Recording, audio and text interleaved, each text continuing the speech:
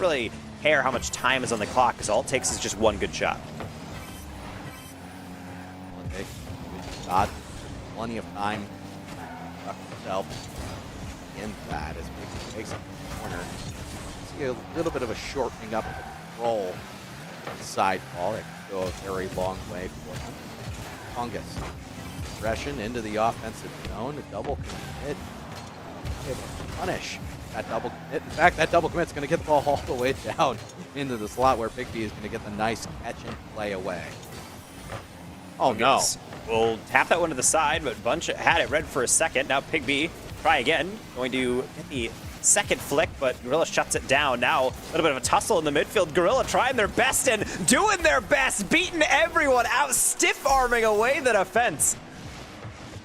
And it sounds like we may or may not have a bit of technical issues on the back end, but now we might just be live. Folks, welcome to the PIEA State Championships. Game number 1, by way of introduction, did go to Biglerville. They, of course, they're the ones who defeated North Catholic in the quarterfinals. North Catholic, for the longest time, a dynasty in PIEA play. Not going to be in a finals for the first time in, well, for years. We do see Forest Hills, the TEC champion, coming in, and they are putting up quite the fight, keeping it close against Biglerville, who have seemed dominating so far. And this is also a question potentially of at the end of game 1. I myself had questioned. We talked a bit about if Bigby is the leading scorer, really the player that has made the biggest impact, the only SSL tag on the field right now.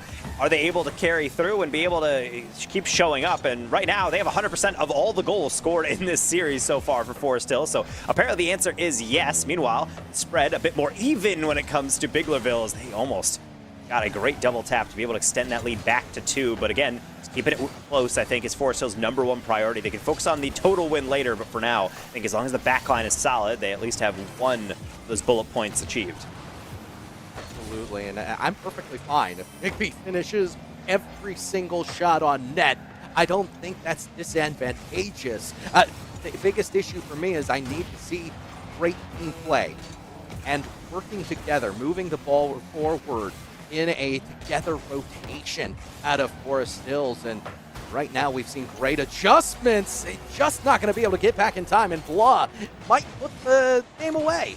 It's a tough one. Pup Gaming, I think you can see it with the air roll, trying to put it out into the corner. Issue is you see the nose of the car start to dip down too far, which means the ball doesn't go to the side, it doesn't go low, it gets popped up, and highly unfortunate for them. Blah's having a heck of a series all throughout today. That's their second goal. They have had plenty of assists as well, and they're not going to miss an open opportunity like that one presented with. Folks, it is 2 goals for Blah, 2 goals for Gorilla as Biglerville going to look some major series pressure on. Big B tries to get some semblance of solace as the push towards the midfield will fall down, and Biglerville 2-0 early on. They are looking strong, and again, they're the team that beat North Catholic in the quarters. They are the team that could prospectively make it to the finals and start their own little dynasty, Taco. And we've been talking about how PIEA, it always seems like there's a dynasty going on. Garnet Valley, now a 3 straight Valorant winner. North Catholic, they had 3 championships to their name before they ended up falling out. No, there is no Avon Grove to try to continue that thought process. So one of these teams is going to end up going the distance and being potentially that next dynasty for the state of Pennsylvania. And we are seeing some nice evidence of that. Obviously, Biglerville going through, getting even some more victories. But the thing is that they were #2 in regular season, so there's not necessarily as much dominance in the beginning. But the thing is, a lot of championships are how you finish, obviously. The regular season kind of fades into the background historically. We're not really going to recall those records as much as how they perform in these championships. And the biggest thing for me that I really have to applaud the Biglerville side is I don't know much about the background work ethic. I've not been able to interview these players, but I would take a gamble that these players play together a lot. The coordination is on point. The positioning is great. They're not overlapping. They all seem to have a careful zone position to be able to clear out and be able to say, okay, now that sideline's covered, this middle's covered, I got ball, and it feels like with no crossed wires, it's just efficiency on top of efficiency. Forest Hills can't quite handle it yet, and at the beginning of game 3, they might already be behind. Bunch of the Hunch with a laser to the top shelf. This is what's one of the things we love about Scholastic Esports, the team value that comes in, good coaching, and it's a shout out to all those administrators who are a part of making sure not only are their young people on the same page on the pitch, they are on the same page in the classroom and going forward. So a shout out, big shout out to our coaches for all the teams involved today. Game number 3 in a best of 7. Biglerville want to make this a 3rd straight win. Of course, we talked about North Catholic earlier. If I remember correctly, they swept North Catholic in the quarterfinals. So it was a pretty dynamic statement by them. They're definitely going to be a team that we need to watch out for here at Juniata College. Especially troublesome when you come into this game as Forest Hills and you're expecting to do real well and you're thinking, okay, well, how tough can this opponent be? I mean, so far, they've lost 1 game. And when people say, oh, you know, that's not too bad, everyone loses a series. No, no, no. They have lost a single game on the lead up to this, so clearly they are no one to be trifled with, and neither is Bunch of the Hunch. Look at the placement, cross the field into the back post. But the communication as well as the great vision by Gorilla to put that down. You saw the 50-50 inbound. We talk about how important ego challenges can be and free jumps within the realm of professional and collegiate Rocket League. That was brilliant vision to get the pass and the delivery immaculate. You might be able to add on to it again, if not for Fungus getting in the way and in the play off its kilter. Now with the counterattack, Fungus trying to extend, but actually that miss turns into a brilliant pass. Pup Gaming might not have the height, but certainly the pace. Now on the counter, Blah with a lead blocker as well. He's going to trick out on Pigby, and it's just so hard to stop when the mind games come into the fray. The thing I worry about is you go down by 2 games and things start to unravel at the seams. Being 3 goals down, only a minute and just about a half in, I don't want Forest Hills to unravel. They're going to need an effort as a team, not just from Pigby, who has been spectacular going for the solo carry side to side on the pitch and even contesting yet again. That short rotation, as they can grab Bruce, might put them at a disadvantageous position. Another quick rotation, but a shot on net is quelled to the side by Blah. Gaming able to get to that one, but Blah, as we had mentioned, has been playing well on both sides of the field. Mostly we've been talking about the offensive exploits, or certainly I know I have, but at the very least, they've also been positionally well placed all the time. Bunch the Hunch with a rare miss based on their performance in this game. And now we're going to be able to have a brief reprieve from the offense, if not for Blah. Bringing it right on back. As you mentioned, Forest Hills might be a little bit worse for wear after these 2 games. It feels like they're kind of waiting for the ball to land in their paths. The positioning not quite there. And this is where you kind of need those IGLs to be able to step up and kind of direct the team just to take a deep breath and focus on the little things, because that's what they need to work on right now as Pigby gets another save off the air dribble.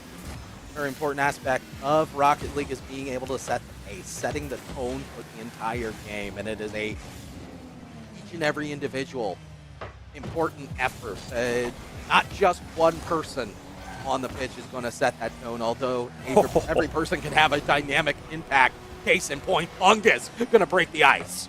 Fungus hitting the high school gym, apparently, because they just muscled through that entire play. Not even a 50 necessarily, but they got every single pixel of that one. And sometimes that's what happens when you are on offense. You're used to playing as fast as possible. You think, I can maybe slide this by the defender, only to realize that there was no path for you to take in the first place.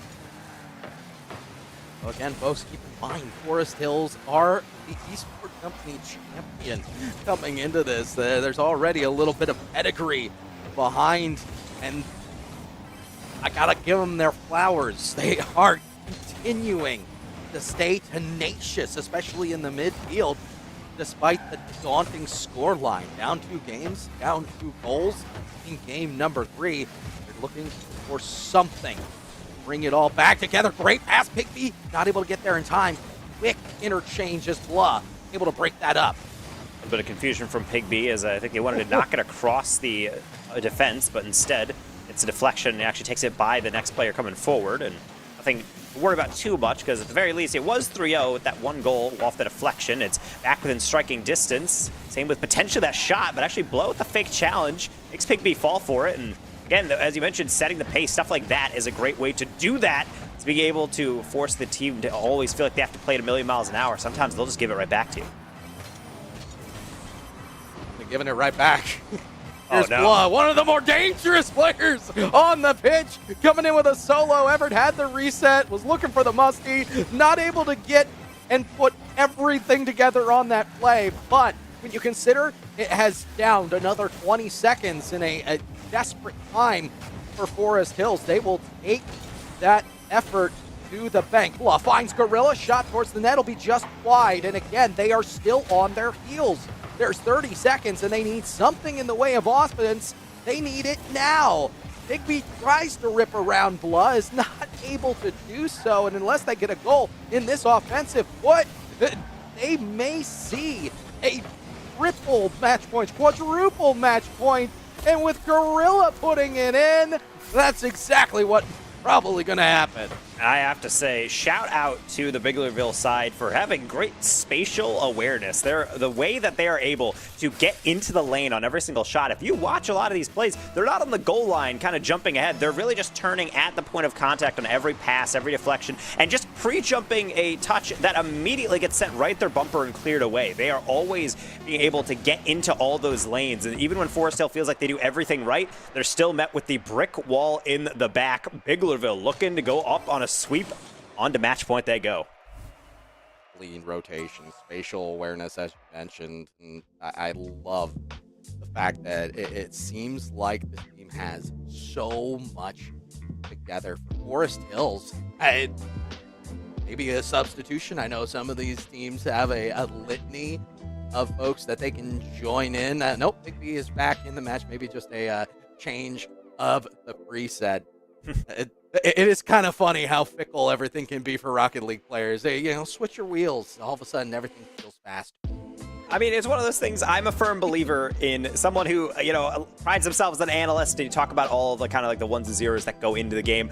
Sometimes you just have to look good. Sometimes you're like, what? I'm not feeling this car. I'm not feeling this color. I got to get into something else. Maybe I know a lot of players switch between Octane and Fennec, and honestly, I've seen players just go out into kind of weirder cars just to maybe switch things up, because if something's not working, I feel like a lot of fault sometimes the players put on themselves and say, I feel like it's internal to me. So I'm a huge fan of making sure the fashion is on point, because if you look good, you play good. And Pigby's already playing well, but collectively, I think Forest Hills, they're just not quite there. It's almost like they're desynced 5%, where there seems to be a pass and they're not quite there. Or maybe the pre-jump on a defense is maybe a little too late. And so either way, I think regardless of the changes they make, they have a fresh game, and now they have to take it one game at a time in 5-minute increments to try and reverse sweep this semifinal.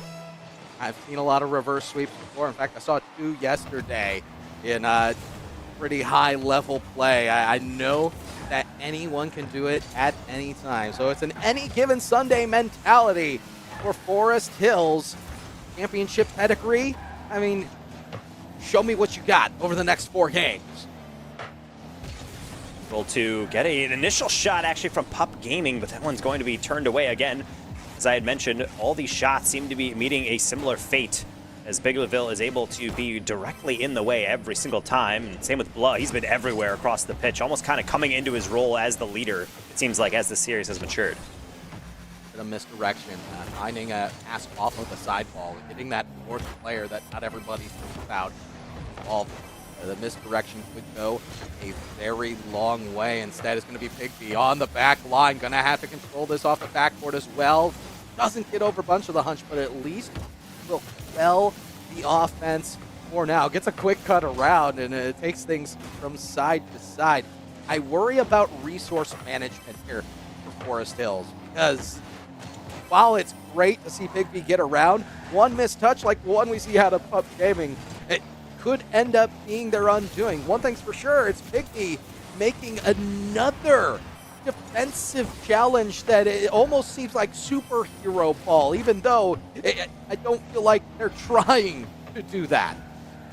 But they are making sure they jump on in, and as we had seen, we do indeed see the card change going into the Fennec, it appears, from Big B, and sometimes maybe the hitbox might be changing things out, because they're certainly getting some nice contact on it. Blood needs some good contact here, as that's right in front of the net. Maybe a team pinch, I'm not entirely sure, but either way, it's more than enough of a clear to set up for the double tap. Not going to beat out Blood yet again. He is the one in the way. Oh my, I was excited for a second because Big B has already shown us some great mechanics. So we know that they got it in the skill set. See if they are able to make another attempt. One thing's for sure, 2 minutes gone by, 0-0. It seems like a much more intense Forest Hills midfield presence has been exuded to us. A double commit might put them in dangerous confines. Blood's going to get around. It's going to be dangerous in the slot, but Big B again off of the backboard, able to keep the defensive effort forward. Well, able to tap it around, and she uses the air roll well to be able to get that pass back forward. Bunch of the hunch. That's a strong shot, going to be deflected across the goal. I'm a little bit worried every time I see that double commit, and I might still be worried because Big B has to deal with quite a lot of players around the goal. Look at Biglerville trying to strangle down this Forest Hills team, and yet they're still able to just squirm on out of it. Gets a long roller, everything resets, and despite what we have seen in this series on the total score line, seeing 0-0 as we're pushing the final 2 minutes has to be a bit refreshing for Forest Hills. Oh, 100%. It is something that they can build upon. The thing is, they need to get a goal in that next few minutes. You need to take pressure that you've been able to accumulate in your own defensive zone and move the battleground, the challenge slate forward. And Bigby, with patience, doing exactly that, gets it up to Blah, who's able to make a routine save to the side. And now everybody is on the retreat. That is the thing that's concerning to me, because when you have a team that everyone is doing the exact same thing at the same time, that's something that's easier to beat, easier to manipulate. Case in point, everybody retreating, nobody moving forward from in net, they score a goal. I gotta love this. Again, it's the coordination. It shows to the good coaching. Again, shout out to all the school administrators and help out all these students and give them a little bit of guidance, but also shout out to the players, because that ball pops out. Gorilla can shoot that. He can throw it as hard as possible. He can hit it as hard as possible. Instead, he hits it deliberately, just a little off target, because he knows his teammate is closer. That redirect is always going to travel faster than the initial shot. And that means with that team coordination, it is on match point, and also the death timer for the series has started. 1 minute for Forest Hills to do anything about it. That post keeping a minute, the post on the other side doing the same. But some things are just inevitable. Imagine only losing one game, both in the regular season and in the playoff run so far.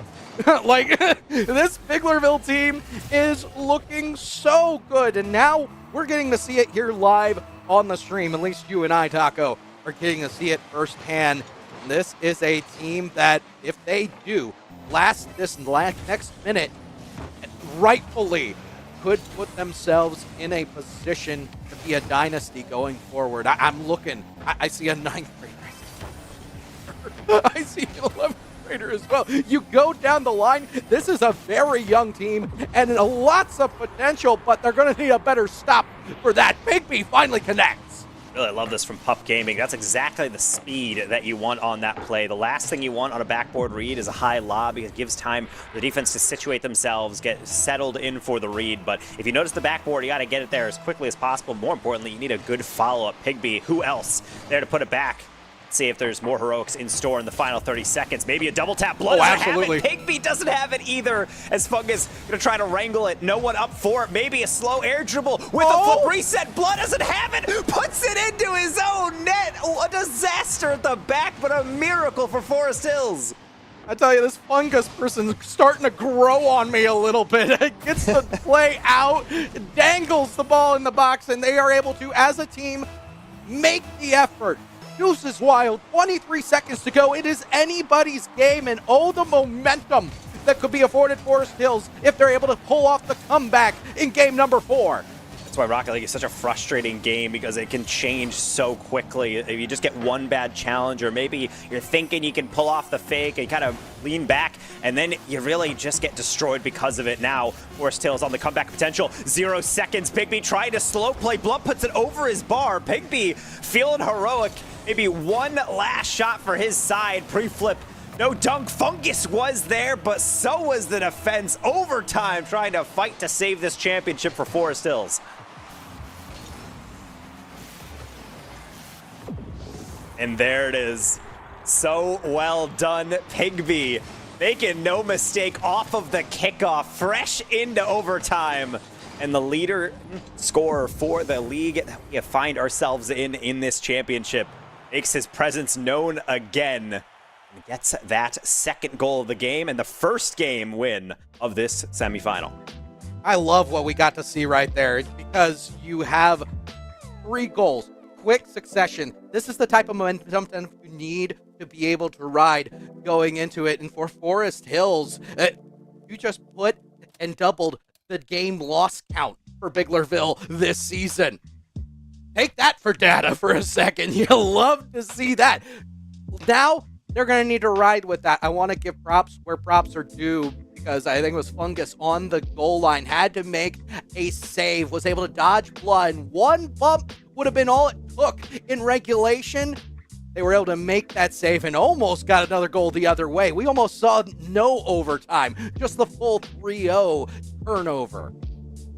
It can be a terrifying moment when you know that someone is just breathing down your neck on defense and you're trying to get that last second save. So to be able to get that is one thing, but be able to get that quick comeback and then actually be able to cap it off in the end is something that's real impressive and something I'm looking forward to from Forest Hills. And also on the side of Biglerville, you're see how they deal with it. I know a lot of teams they're unfamiliar with the feeling of losing because it doesn't really happen often. Biglerville, we've mentioned that is very much the case within the regular season and for most of the postseason. And now that they have the loss, I think the biggest thing is to remind themselves that they still have a cushion, but to not get complacent. They still have to be razor sharp, because you can see what happens when they let their guard down for even just 20 seconds. They had plenty of goals flying on in, and the game did not end the way that they wanted. Almost didn't start the way that they wanted either. As it has a lot of momentum on the side of Forest Hills. They have been a troublesome team to deal with for Biglerville.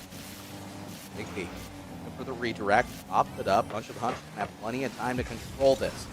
Maintains control all the way through the midfield. That's what I do like to see. Just not able to get through the 50-50 of Up Gaming. Just going to clear the zone. Rillo was going to get a hefty clear, but that's really all there is to it. Same with a bunch of the Hunch, it looks like. Maybe be able to get that backward read. Fungus doesn't get it. Pigby is there. Blood able to beat out Pup Game, and it seems like always like a thief in the night. He's just out of reach for the defenders every single time. And it's the positioning that wins this, not necessarily the activation, because Pup was there. That is Pup's ball. You know to go, and you could see the realization. Because of the superior positioning by Blood, they were able to get the beat that half second, that quarter second ahead of their opponent. It's first goal to Biglerville, and they are going to look to try to reclaim the momentum in this series. The last time they lost the game in a series, what did they do? Well, they won the rest of the series. So they're no strangers to this, where they could have the momentum shift onto them all together, as if Pigby and Forest Hills are able to keep this momentum going. Big plays kind of like that up until Pup Game, I think, ran out of boost on that sidewall, is being able to understand that some attacks, or really offense in general, isn't about just finding the decisive clear and then getting the goal. It's about sometimes holding out on the defense and stuff like that, demoing the players to make sure they're especially shorthanded at the back. And I think if Forest Hills can establish just a kind of a camp on the offensive third, or maybe just at the midfield, I think it'll really benefit the offensive structure. It feels like right now it's more so just set up shot and then retreat. I don't know how often that's going to work, as seen Biglerville might have lost that last game, but historically throughout the season, and also specifically in this series, the defense has been stellar. So I feel like you need to bust out all the stops to be able to get some reliable offense. Bust out the stops. They will. It's a pass. Fungus gets in front of Pigby, and Pigby could have had a little more on that, in my opinion.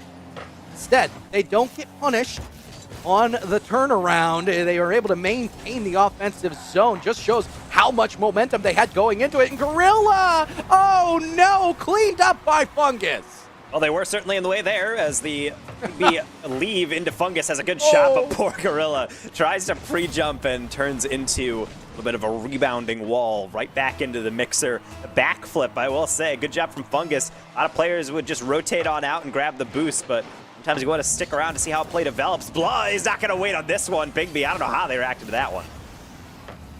Gorilla gonna keep things forward facing, but a little too hot off of the backboard as Bigby able to get around two. Blah able to hold fast in the slot and beyond. Both of these teams, you can tell that they are very used to each other at this point because the activation of either, not a problem. They are both firing. It seems more and more like they're throwing haymakers in the offensive zone. The defense is just standing strong. I gotta say, one thing that is nice to see is a little bit of a change, and maybe just getting out some frustration, or maybe it is more deliberate, as Pigby, as they make that save, has been going for a bit more demos. It feels like if he's watching the opponent just kind of sit in the midfield and kind of stall as he's rotating back, he's taking that detour specifically to clear them out of the way, and for good reason. You can see Biglerville in a little bit at the fray, getting caught at the fray sometimes. Bigby actually not able to get there. I thought that save was locked on in, but that play was dangerous from the get-go.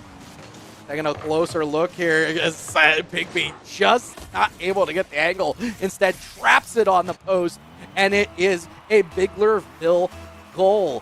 Now, with 93 seconds left on the clock, I did also notice those extra demos, the extra touches. I don't think it's too much of a detour, and that's what makes those demos so dangerous. They're keeping their rotation. It's really just on the follow-through, and they've been able to connect on a majority of them. So if you're not pulling rotation too far, you're still able to maintain your boost and rotation in the process. It is great, especially if you can connect.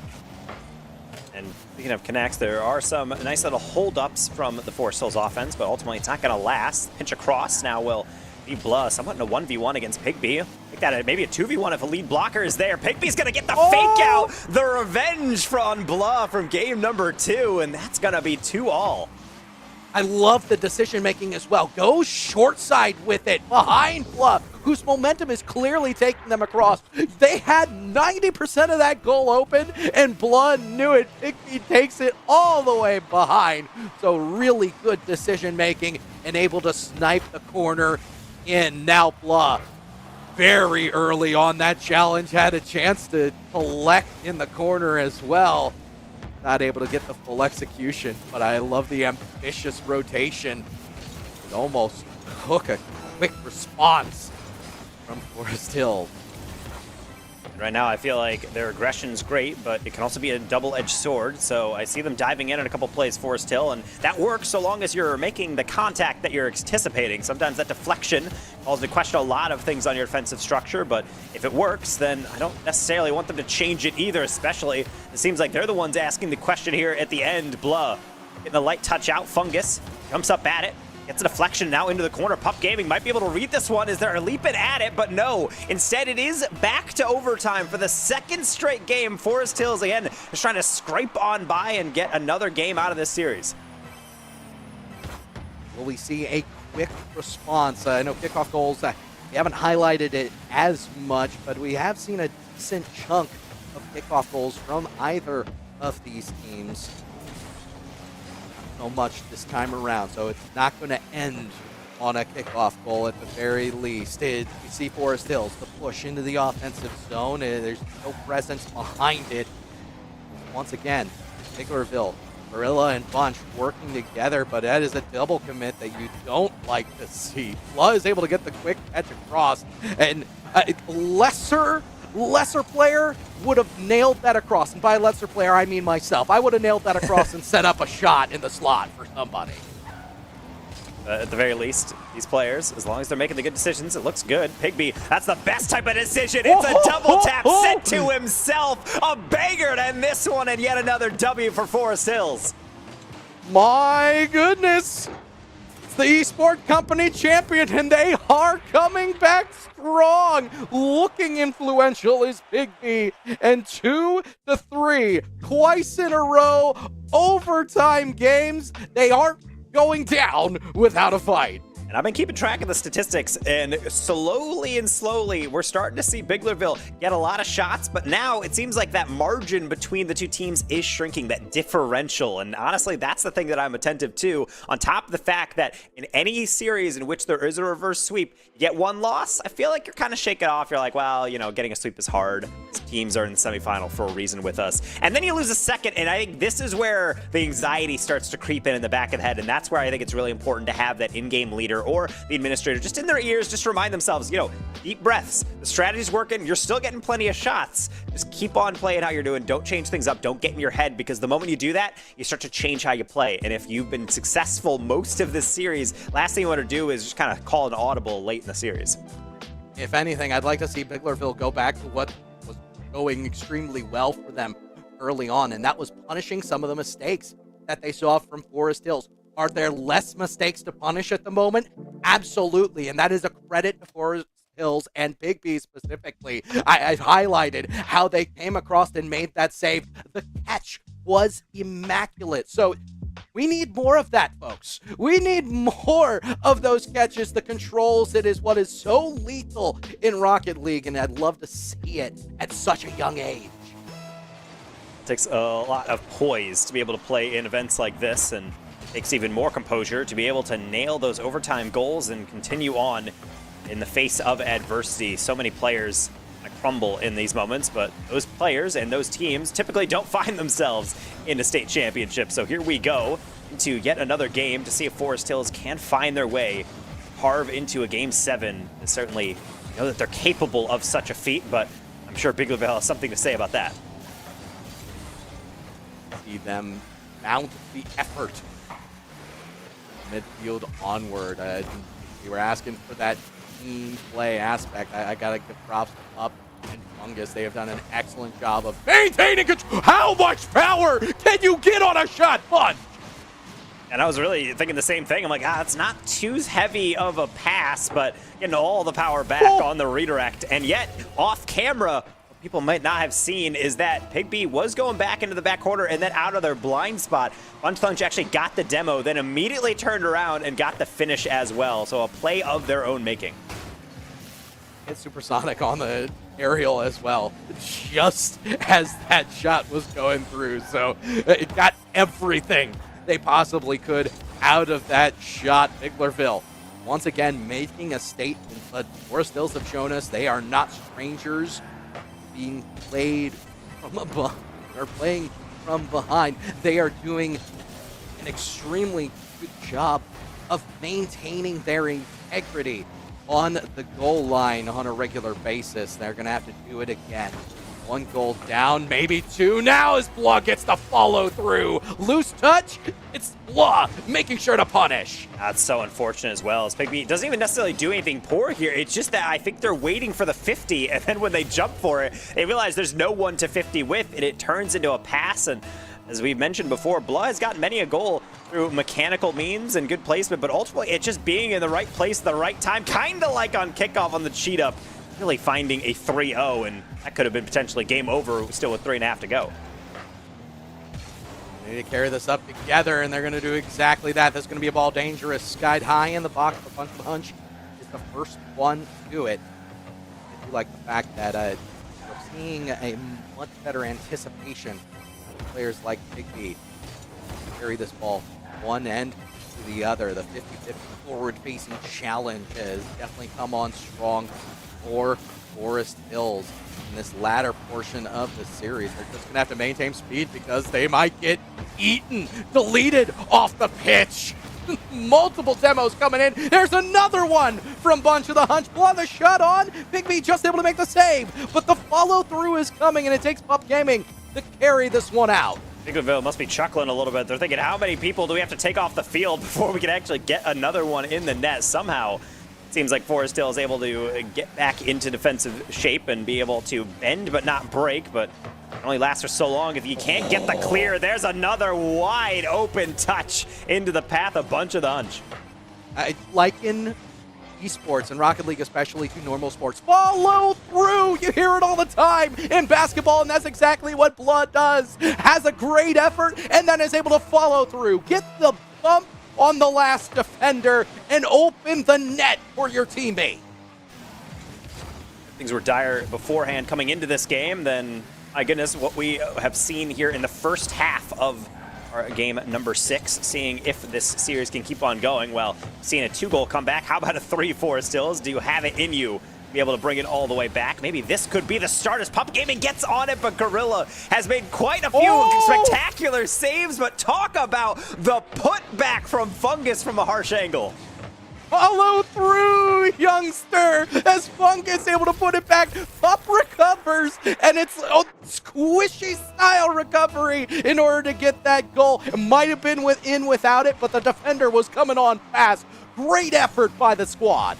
And getting right in the middle of those kind of like garbage area goals where it's just sitting in the front of the net and it's all about putting it away. That's a couple times now. We've actually seen Fungus kind of just lingering in that area trying to take advantage of that loose touch, and I think that's what it's all about. Not leaving the play until you know it's for sure done and your job there has finished. And so if that can keep up, then I'm curious to see we're going to see any more Fungus goals, or maybe just more blood, because he is putting on a show along with the rest of his squad. Top shelf, my goodness.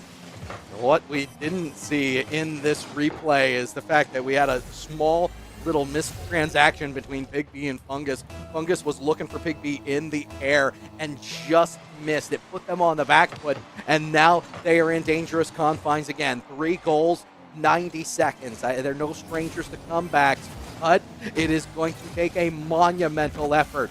This is the intestinal fortitude check to see if they are able to pass the pop quiz as this ball pops up.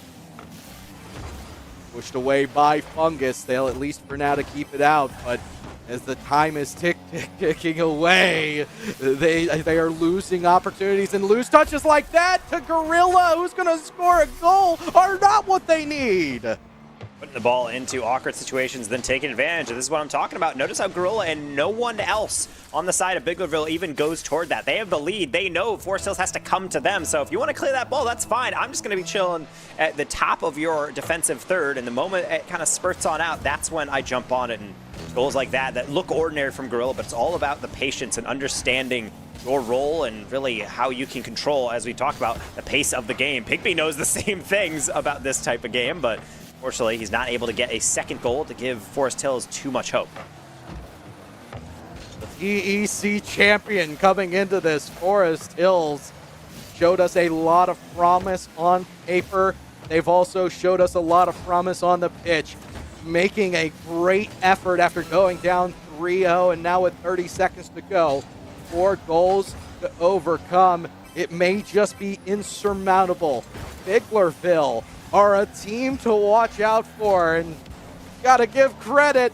All 4 of these teams in the semifinals are oh so good, but Biglerville are showing themselves to be the team to watch out for as they almost score a 6th goal on the goal line. And we're halfway to be able to crown that finalists and be able to see who's actually going to be playing them in that grand final, because Biglerville, despite, I would say, hitting some road bumps on that finish line, still able to cross it and cross it affirmatively, being able to take 2 losses and then win a 5-1 game. There's a lot of resilience. Yes, it does. And you got to give credit again to both the players as well as those administrators. Hey, shout out the parents, everybody at Juniata College. We're looking at you.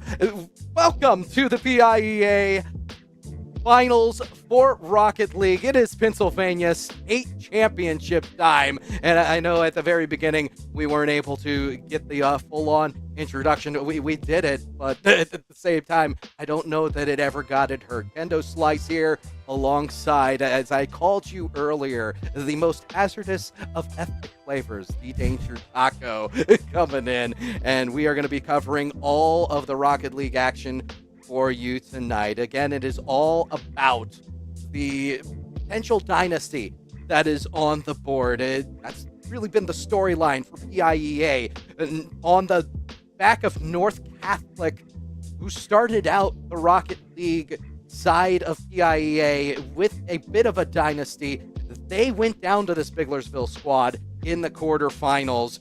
We look over at the Valorant side, Garnet Valley, repeat. There is a chance on the Rocket League side, without an Avon Grove, without a North Catholic, to make something special. And Biglerville has taken a very large step towards that, putting themselves in the final. And we'd mentioned earlier on that I think the biggest thing that I'm seeing from this team is that it's not just 3 players kind of throwing themselves at the ball and then, oh, they just happen to score a little bit more. No, they're actually getting great formational play. They're able to actually set up plays, knock them down, and it feels like they're never overcommitting to anything. It doesn't seem like they're diving in on anything. They know their game plan, they execute it well, and it even showed some flexibility because they lost 2 games. They thought about it some more and then just cleaned house in that final one. So definitely feel like whoever between South Fayette and Henderson plays them in that grand final, it is going to be a doozy of a match, and they have their work cut out for them.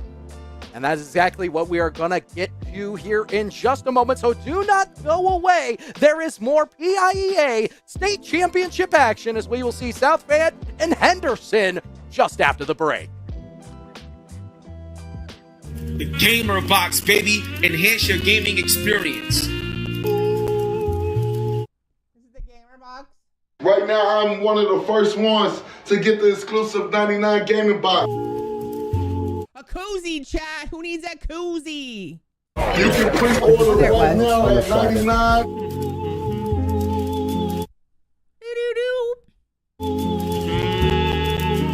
All right, shut that to 99 overall, man. We love y'all, man. This, all right. You guys down to see what's in this boxes? And when I say this is a giant box, there's like several of these in here and different things. All right, guys, you guys ready to see? What? You guys ready to see? This is what they look like, the box. This is the Gamer Box. You got this bracelet. Oh, look at this. There's 2 of these hats. 99 and over. I don't have my bifocals on. Oh, this is a toolkit to clean your mouse pad. That's pretty cool. Oh, the wrist guard for your hands and when you're on a mouse and on the keyboard. Keychain. These are microfiber cleaning cloths. A koozie, chat. Who needs a koozie? This is a headband, chat. That's pretty cool. This little GameCube, like it's like the size of a credit card. That's pretty fun. Socks, chat. What's a koozie? You don't know what it's to put a beer in. It's to put a beer in. This is a desk pad. This is a mouse pad, chat. This mouse pad, that's pretty cool.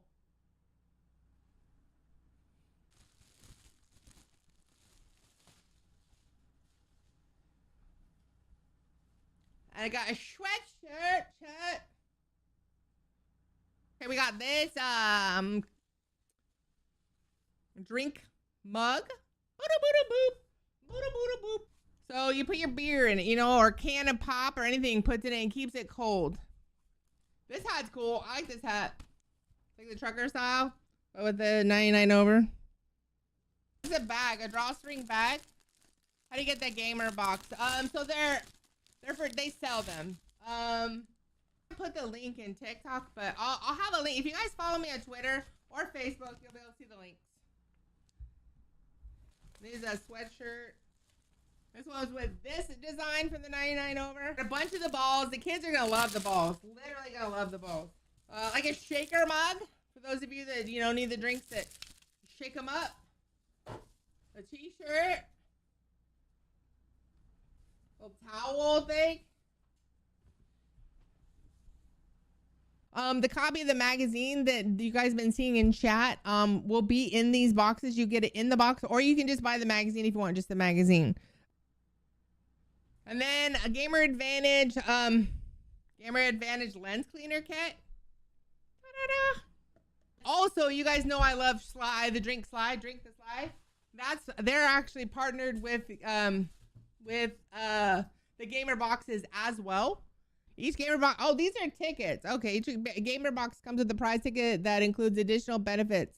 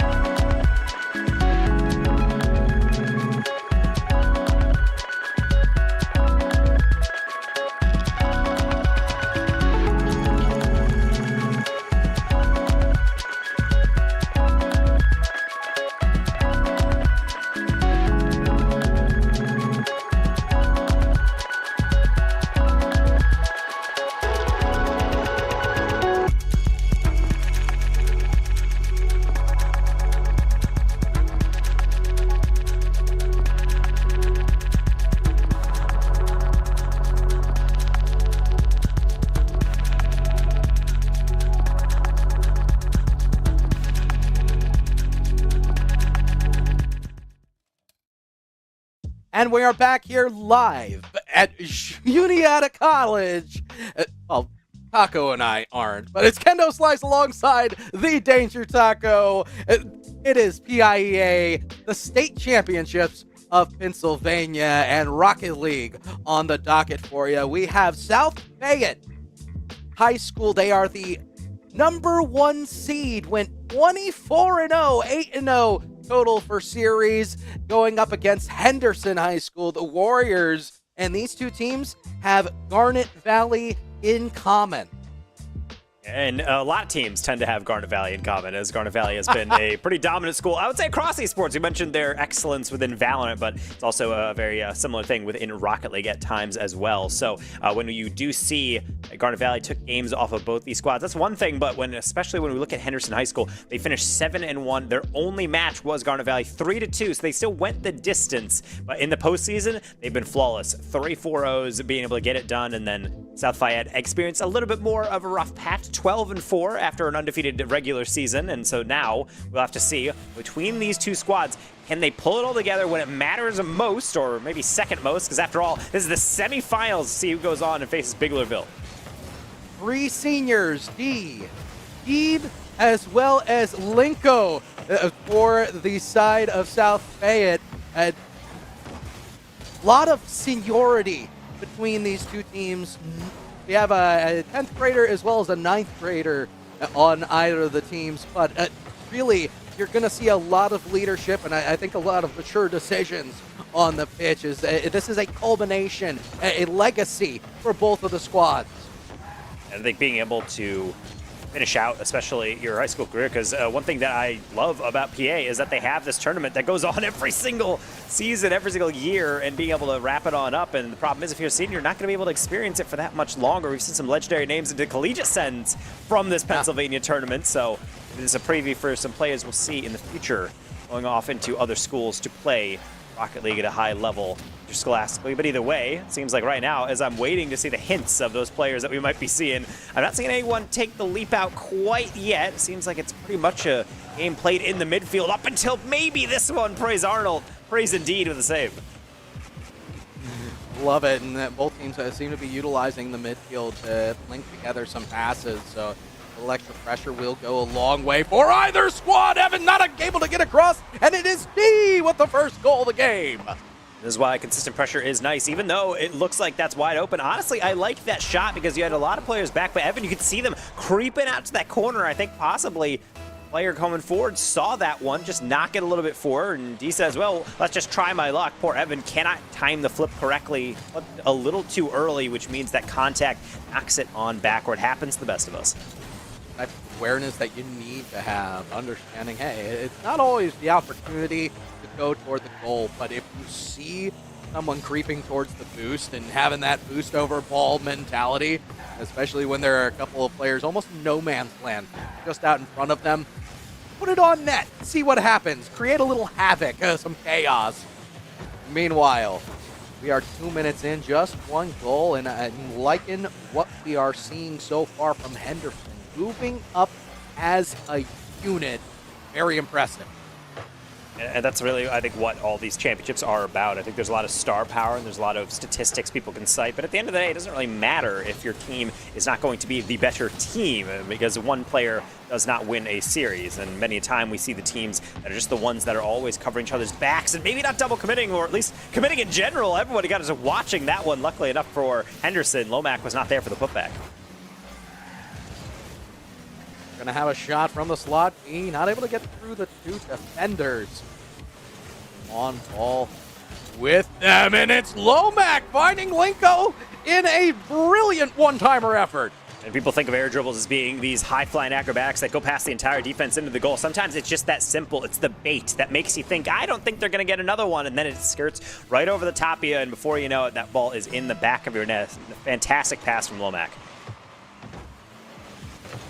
Team play going a long way out of these squads, and as we had mentioned, Garnet Valley, something that they both have in common, the fact that both of them were extremely close in their effort against Garnet Valley, both going down to the final deciders, tells me that it is anyone's game on this pitch.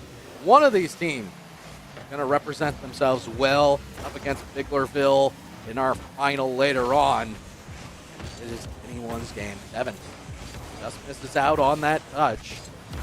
Keeps trying to usher the ball out, and it's great retention, but a double commit. And again, a double commit is equated by another double commit as we see what could have been a loss of pressure into retention. It seems like both these sides trying really hard to be able to just speed up the play and deliver that solid hit. And it feels like it's because they don't have the positioning to get there yet, that they're jumping at a ball that maybe they should have waited a little bit longer on. And sometimes you just need to be patient right there. Lomac does a dive in, waits for that flick, and then dunks it on home.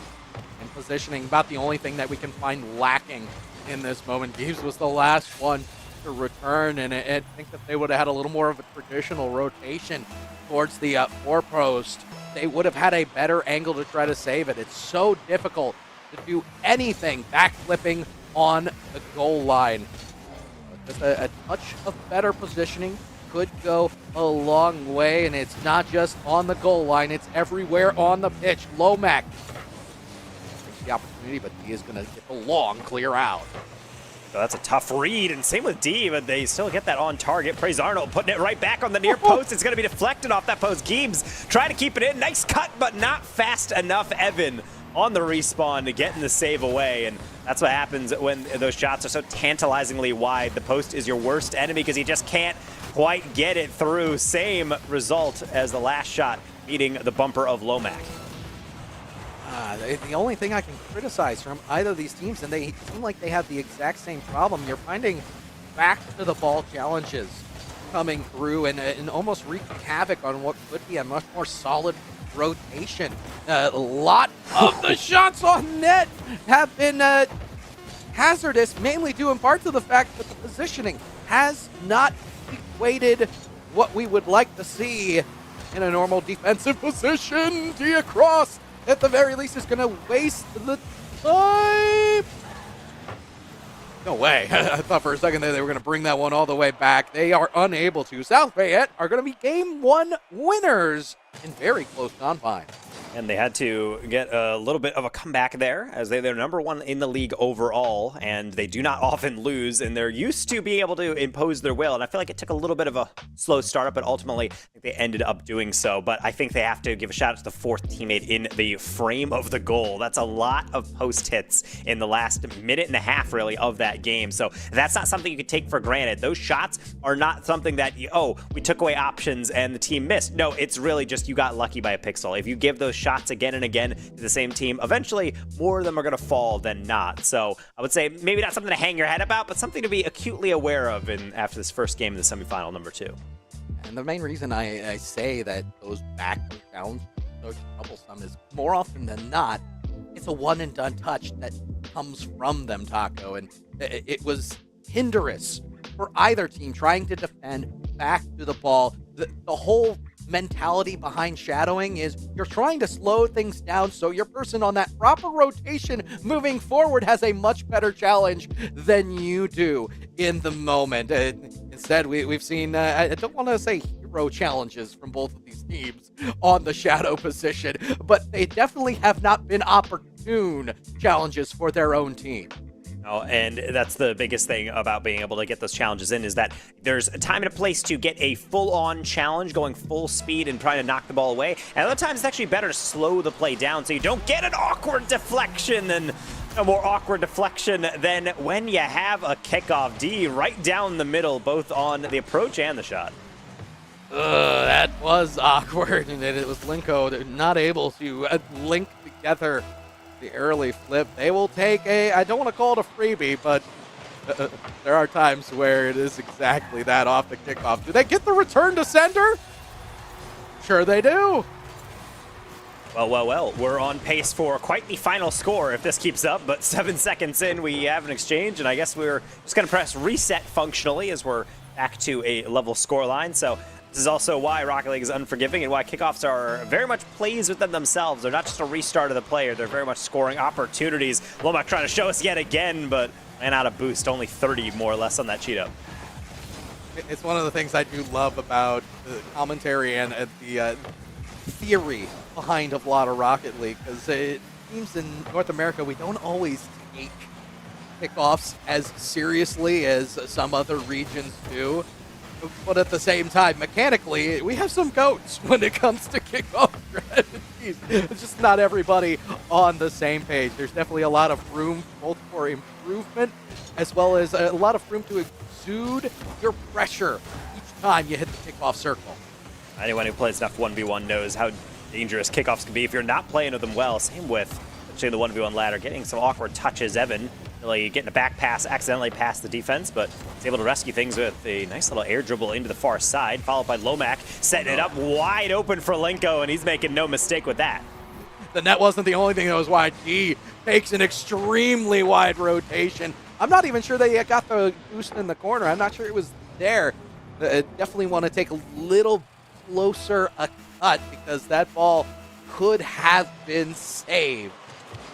It can be so difficult to understand that because, to be honest, if I'm D on the back post and I take off ball cam, I see two of my teammates in the corner. I think he just naturally trusted that that was going to, at the very least, get a 50 or stay in place, and then suddenly you turn back on ball cam and the ball's screaming to the back post and you're not there. So can't necessarily say it's a placement challenge or really a lazy or irresponsible one. It's really just maybe putting too much trust in your teammates sometime and time and place for it, and that was not one of those times.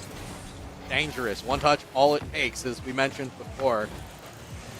That play, it was one touch. Speaking of one touch, it's Evan. Able to get it by Arnold. Arnold, excuse me. Me and my Kansan slur. E's become D's so easily. That's what happens with usernames. They're close to actual words or names or something you've seen before, and then just a little bit off. And for all we know, this is ev.an_. Maybe you pronounce the whole thing. We don't really know. We'll just have to wait and see. And we'll have to see how far he can go here. He was just plowing through 50 after 50. Honestly, keeping it in that corner for about 10 seconds straight, but seems like we'll finally have a bit of an escape into the midfield. Do we have a follow-through? That'll be my question. Both teams able to get challenges on. Lomac gonna win this one out. And when it seems like there's chaos, again, we see the shot towards the net, and it's Lomac taking full advantage of the moment. That's a tough one from Gibbs. I think they're perfectly in that no man's land. D hit that up the sideline, probably communicating, hey, I'm just going to put this back middle. Gibbs starts to cheat up and then realizes they're too far away to get the challenge, but they're also too far out from goal to really get the save. And it's an awkward situation that happens sometimes, and it's why sometimes you have to play passive. You can't just dive on in. You can't always be on top of the ball, and there is a little bit of a buffer time, as there is sometimes when you're trying to develop in your playstyle, and you get in situations like that. And I think the key is making sure they stop getting in positions like that. That could have been another putback. Evan trying to find Lomac, who got a little too eager for that, flies right underneath the read, and that will, I would say, spare Henderson from a fourth goal going on through.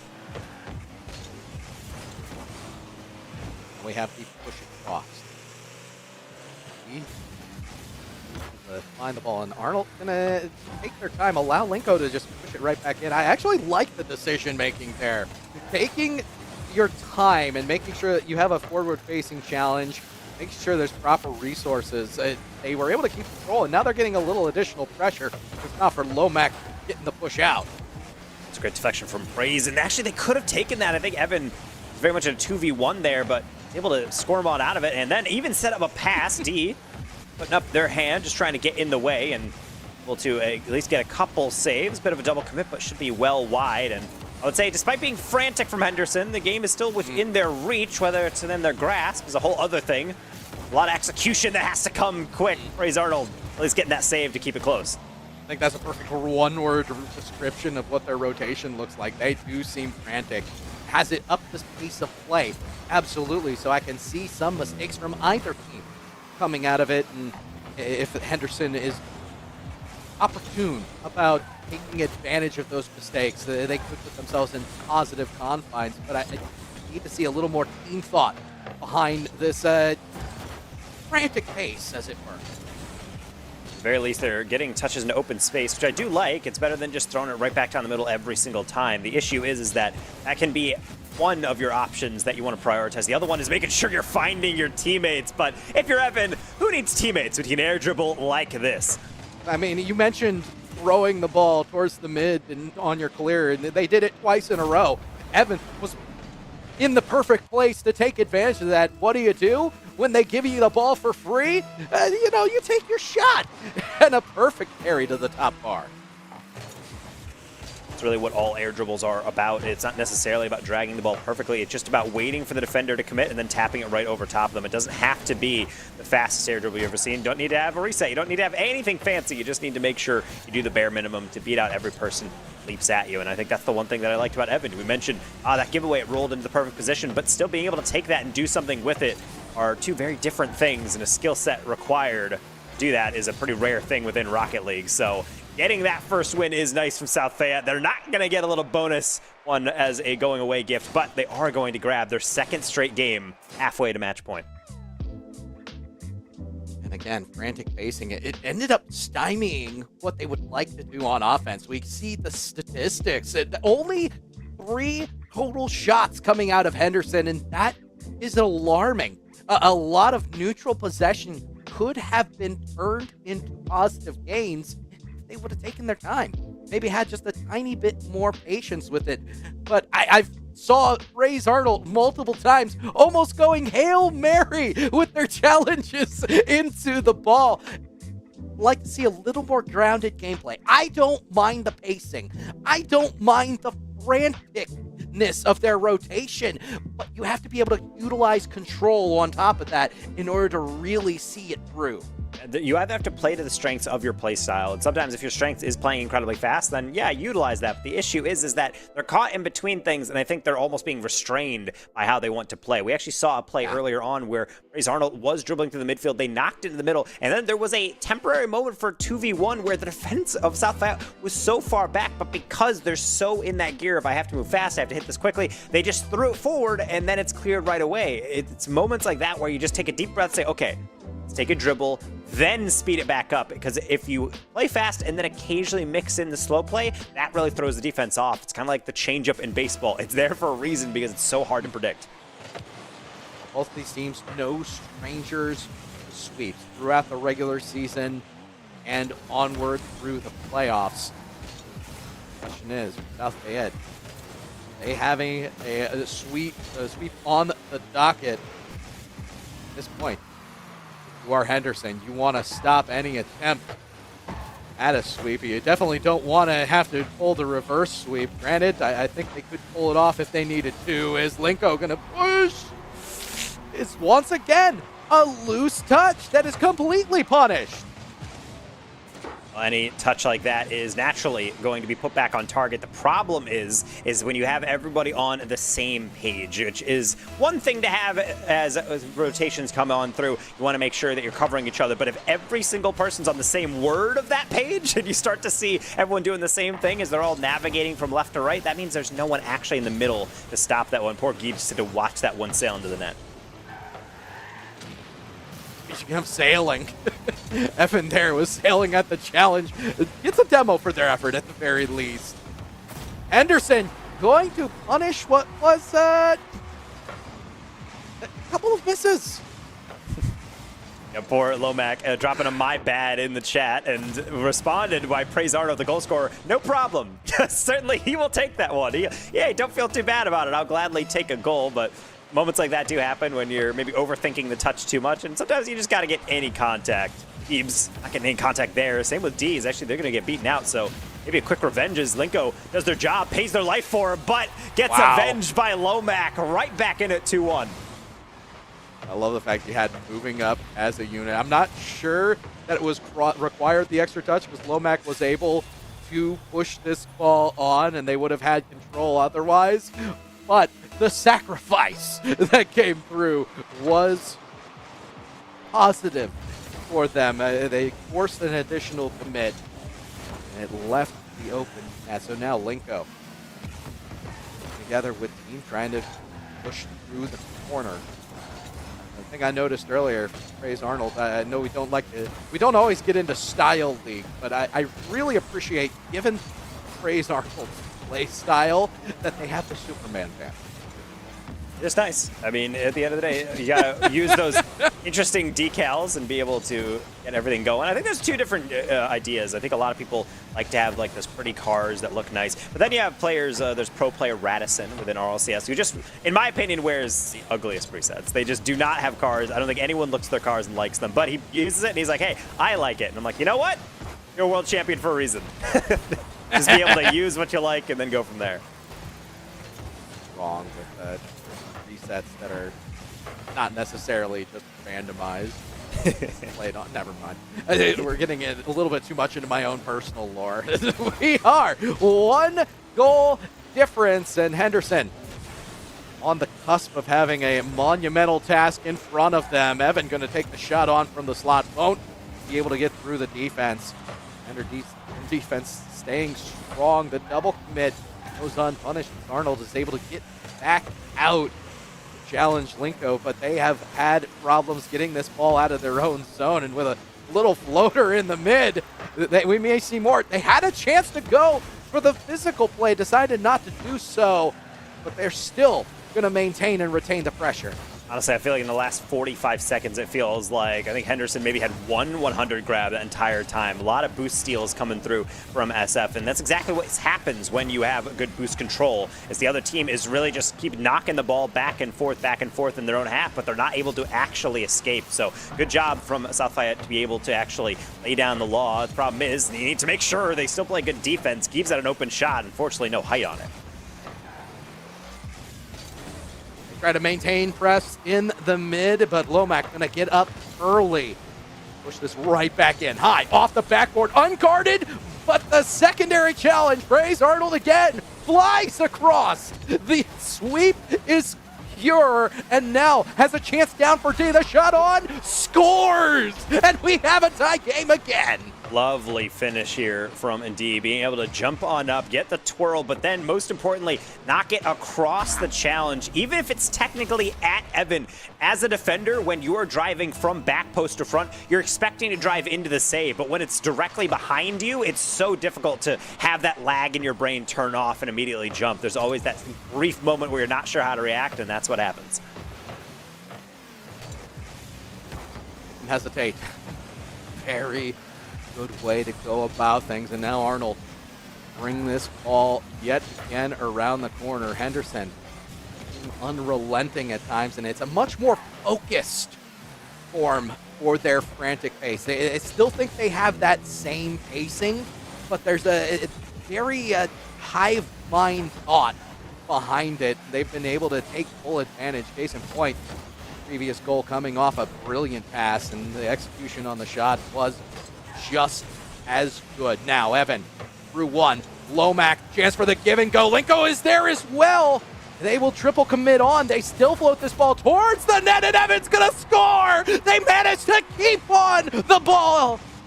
That's exactly why you stay on the play. Evan flicks it and then maybe thinks about that corner, but realizes, no one's jumping for that yet. Why not just throw a car body in? Worst case scenario, you get a 50, but best case is exactly that. The defense thinks they have a bit more time. Their ball cam is looking at the ceiling. They have no idea you're on your way to score.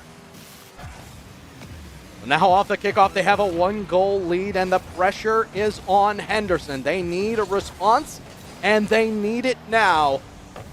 D takes the ball to the corner, little back flip, not going to get very much positive momentum. Here comes Arnold. High lofter off of the backboard. Yet again, they're looking for something, but I feel like they're too far forward with only 9 seconds to go, Taco. This might not be good. He has a chance to go for it, but Linko's up early. Nobody touched the ball, and no one recovered. So it is South Fayette who are going to go to match point, and a little bit of mistake ball that led there.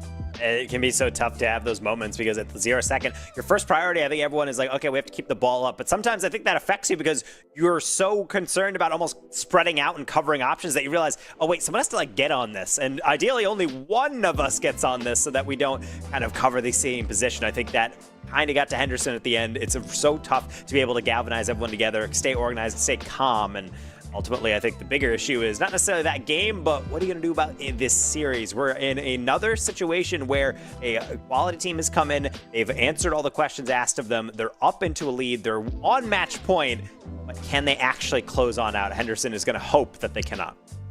I have no doubt that Henderson can continue to make adjustments. They've done a great job of slowly changing the game plan as time has gone by, and they look more and more solid. This game was extremely close, and I imagine regardless of the result in game number 4, we're going to see Henderson put up a very positive fight.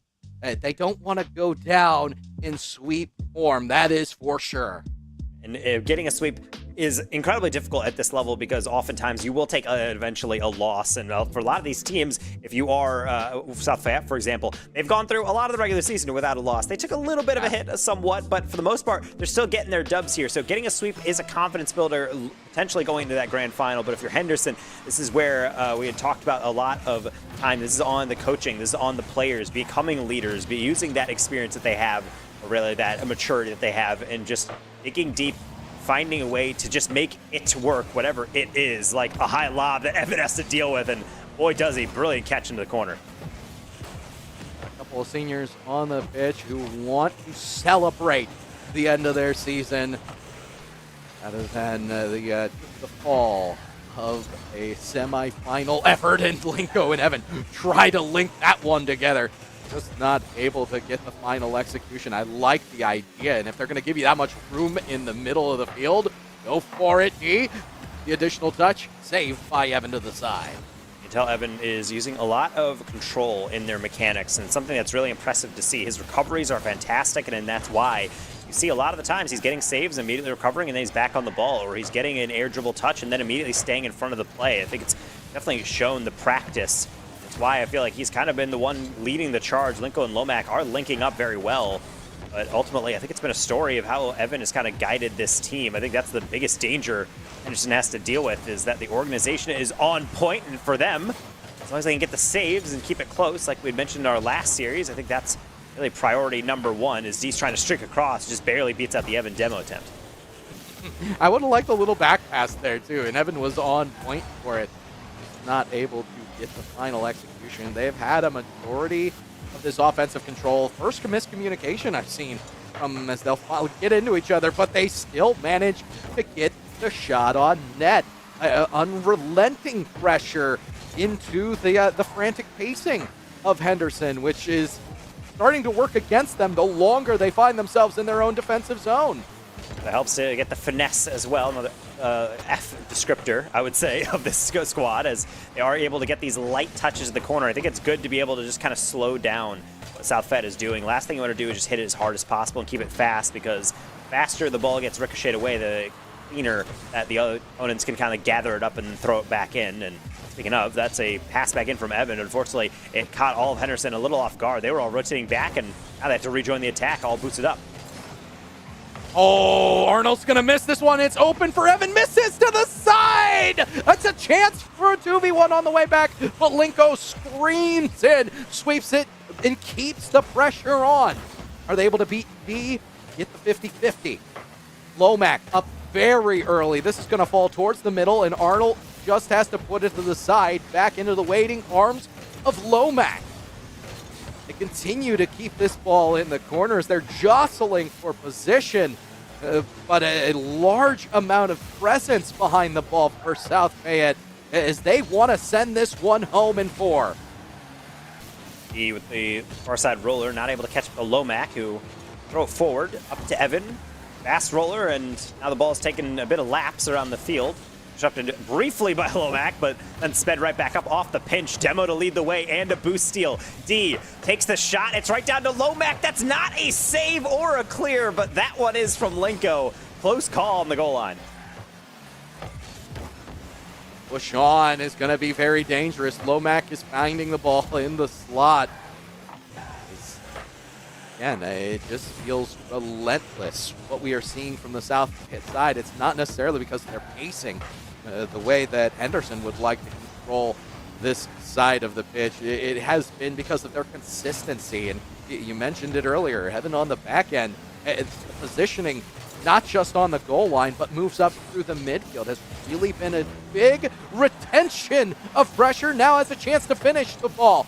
He is going to miss altogether. Evan staying on the chance, not able to get the follow through, but pops it up for Lomac. I like the fact that they're taking their time. They're being patient because it allows the loose touch, and they're right back into the corner. That's what I'm talking about.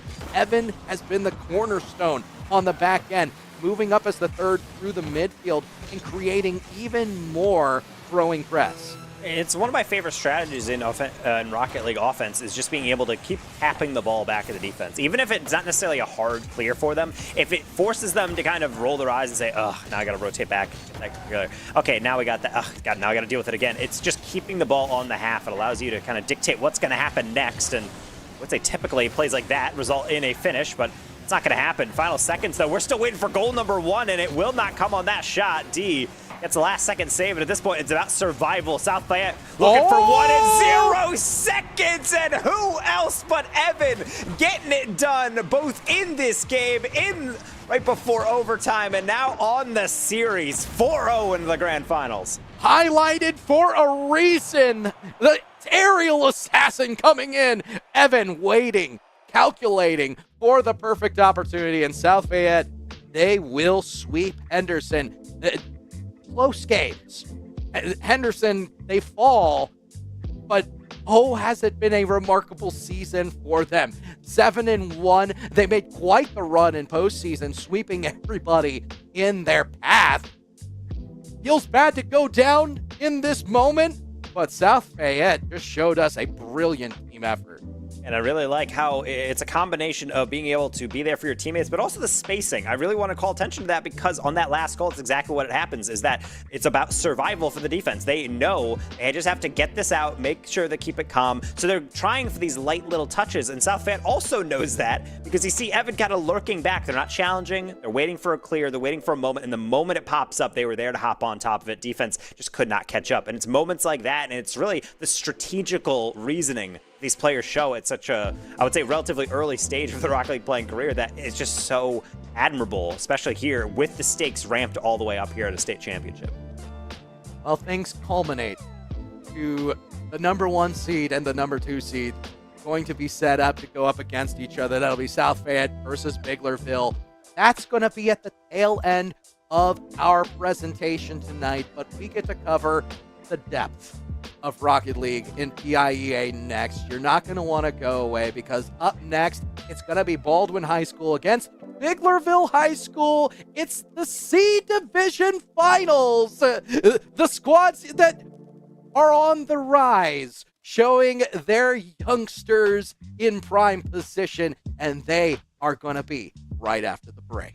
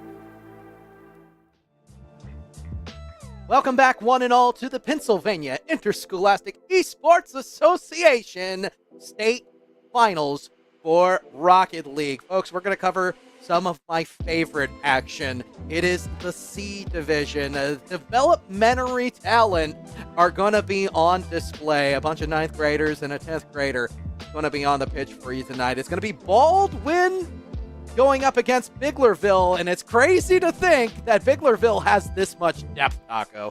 Yeah, and it's really impressive to see these schools have all these players be able to kind of chime on in and be able to look at all these games and say, okay, we have enough for more or less the varsity team, and then have kind of like a junior varsity in a way, because that's kind of what that C Division is about. So I think being able to show this much talent at one school is nothing short of impressive. If they can play as well as the kind of a higher level team, that A team, then we're in for quite the interesting developments here as Baldwin has to take them on. Speaking of developments, there are lots of things coming up in the spring 2024 season for PIEA. You're going to want to mark your calendars. February 26th, spring season is going to be kicking off with Overwatch 2 and Super Smash Brothers.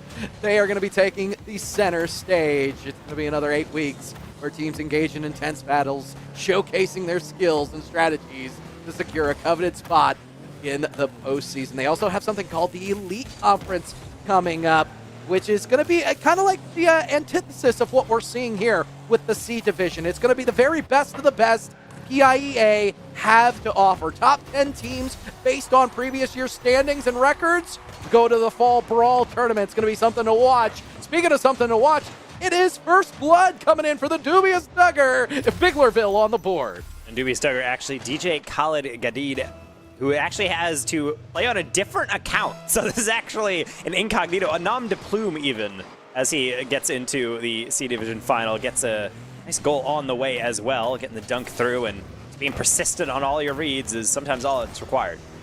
So C Division, folks, just to let you know, it is about the developmental talent.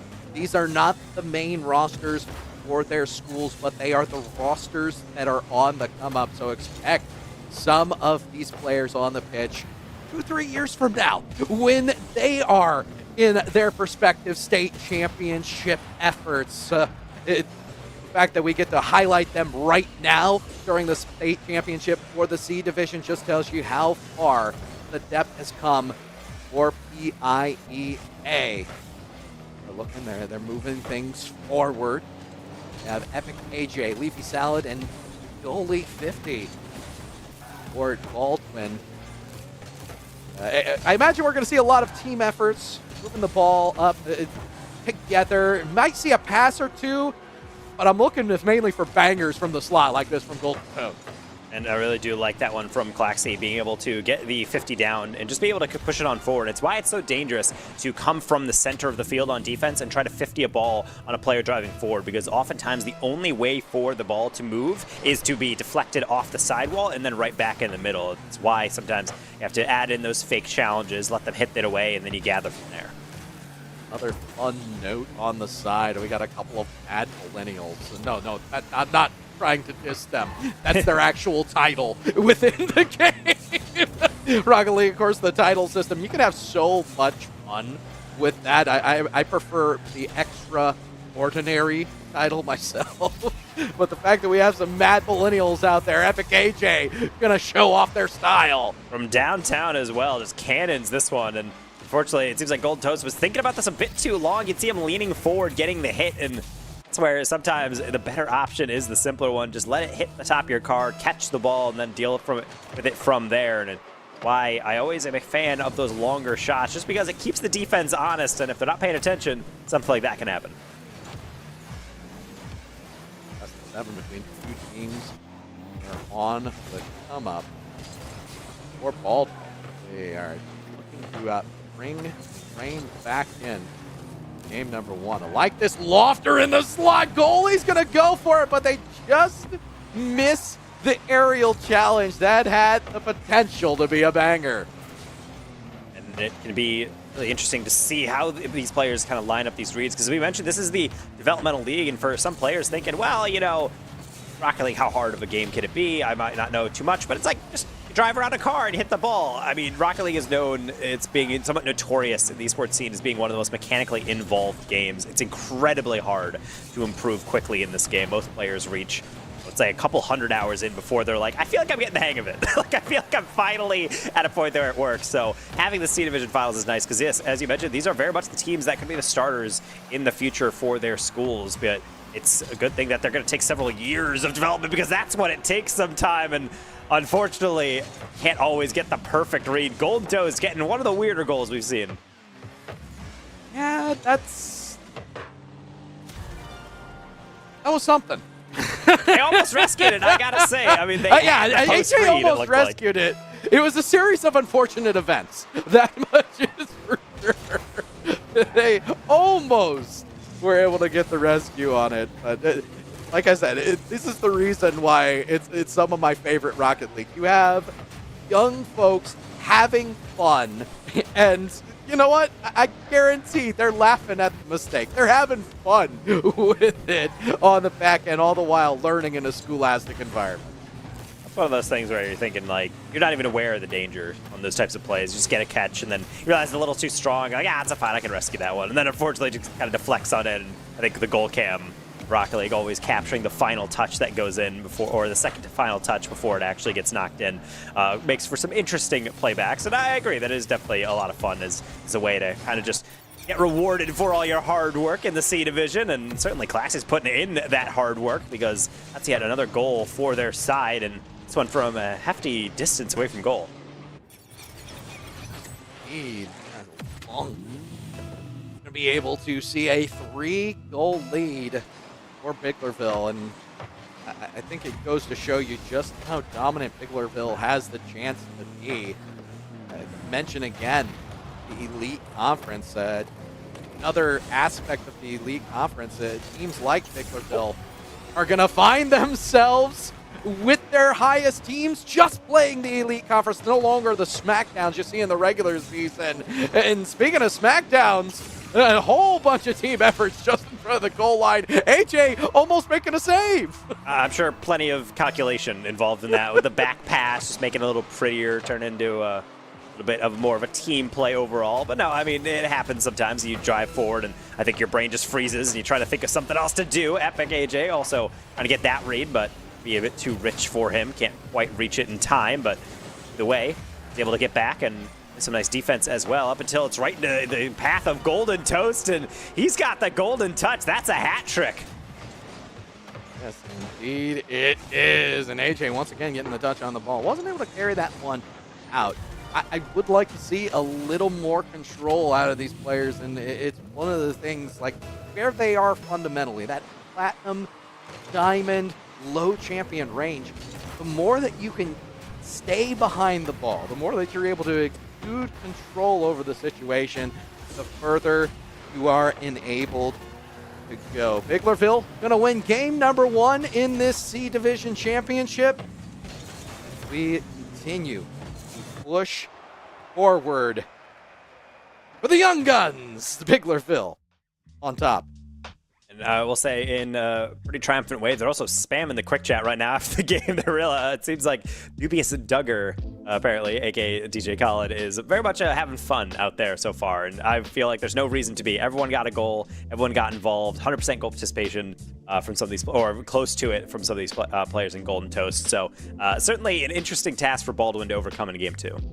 Well, the crazy thing about this, Baldwin High came in 8-0, 24-3. They seemed like the unstoppable force throughout the regular season. Biglerville 7-1, 23-6. So they struggled.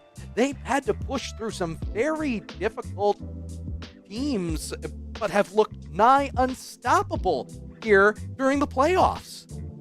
And I think that's where we talked about earlier on. I mentioned this in the first series of the day as we played that first semifinal, that it's really all about how you finish off. I think a lot of people have to view the regular season as, yes, you kind of set the stage for how you're going in based on your seeding, based on who you're going to be playing against, who in the bracket you're going to have to go through to get all the way to, and go the distance. But if you just make sure you take it one series at a time, execute on a good game plan, and then learn from your mistakes, I think you see a lot of teams like this where they drop a couple games and you come in and say, I don't know what to expect from them, and then you see a lights out performance like that. That's great to see. But also, Rocket League is notorious for having game ones that might not match the style of the rest of the game. Curious to see if Biglerville can keep that one up. We go to game 2, and we will find out exactly that. Are they able to maintain the momentum? Will we see Baldwin start a comeback? One thing's for sure, there's plenty more action on the docket for everybody. Let's talk about the styles that we got going on. You mentioned earlier there are some players in the pro side of the scene that occasionally give us something to look at. I feel like if we're going to delve into Rocket League style league, this is the game in which to do it. We certainly have a lot of variety in here. We have some cleaner decals. Epic AJ has a lot of different colors kind of thrown in there. I believe that's also a purple painted Octane, but honestly, the thing I'm more curious about is LRH Goalie actually has an antenna, something you don't often see within a lot of cars within Rocket League. A lot of players like the clean look. They don't like having a stick popping up in the back end of their car, so I feel like that alone is somewhat interesting to see, but PB's Duggar has an interesting development there, but they're not actually able to get that one through as one of the also curious cars there with quite a lot of red and orange going on. Very fiery look, and see the passion there as the flicks in the near post almost find its way through. The other thing on goalie that not everybody is going to recognize, it actually surprises me that goalie has it, but it's a breakout to the 90s. You have an old school pager and paging. It's Epic AJ with the goal. Being able to get this angle is difficult, especially when you're at these ranks this plat diamond level. You're just trying to get up to it in time and you can't really aim it, but it's also so tempting to just go as fast as possible, and a lot of players try and do that and they knock it right into the bar. So good job by Epic AJ getting there quickly, but not going so fast at it that you're just going to throw away a clear opportunity. I like the way that Baldwin moving up as a unit. Like everybody is taking their time, but also maintaining the communication. We haven't seen many double kills, even when players tend to be in the same zone. There's just kind of been a continuous presence on the ball. That is a very positive thing, especially when you are playing at this waxing. Able to get the touch on and his immediate clear back down. We do see conversely a little bit of a double kill. The ball is going to go to the corner to stymie out. Haven't been able to get too much in the way of offense the same way that they had in this game number 1. They were scoring a goal a minute game number 1 for Biglerville, and right now they've seen 2.5 minutes go by. Nothing doing so far. They are on their heels. I think that it can be the difficulty sometimes when you're trying to make sure you get the ball clear. You get the exhale like right there, and then it gets thrown right back. But as I say, a little bit of a caster curse because it's right into the path of Dubious Duggar for the equalizer. Yep, you have to stay on ball, and jumping at that one for goalie. They did not live up to their namesake. They let the rebound out a little too far. Who else but the Dubious Duggar to be there? And now it is a tie game just past halftime. A little bit of break in the ice moment for Biglerville. We'll try to maintain the momentum that they had from the first game win, as well as this goal to even things up. Epic AJ trying to take their time and maybe took a little too much time, but that was a dangerous one. They were just dangling it in front of their goal. Not necessarily a strategy that often ends well. But certainly those 50s will follow well because Leafy Salad's right there. They jump too far, and they're going to unfortunately knock it on back. Golden Toast also knocking it back into the mixer as that one's going to roll up high. Claxy slow but steady, and he will get his reward. 2-1. Taking a look at this one. This is one of the most dangerous touches in all of Rocket League. When that ball ends up high on the backboard, nobody is there to defend it. I'll give them credit where credit is due. They made a brilliant attempt to try to defend it, but the forward momentum was just too much. And speaking of forward momentum, Golden Toast gonna put another one in. Off the kickoff as well. Leafy Salad's cheating up an Epic. AJ also moving up thinking that this play it doesn't have much potential. Then suddenly it just rolls right down the middle. It's probably, in my opinion, one of those goals that happens in my own rate games where I'm like, last thing you're going to do is throw it low and down the middle. And then what do you know? That's exactly the thing that breaks everything open. It's like potentially this, the pinch all the way down, but going to find its way through Leafy Salad. Claxy, great midfield presence. Really put the press on. Double commit. Does Claxy have the follow through? It's going to be high off the backboard.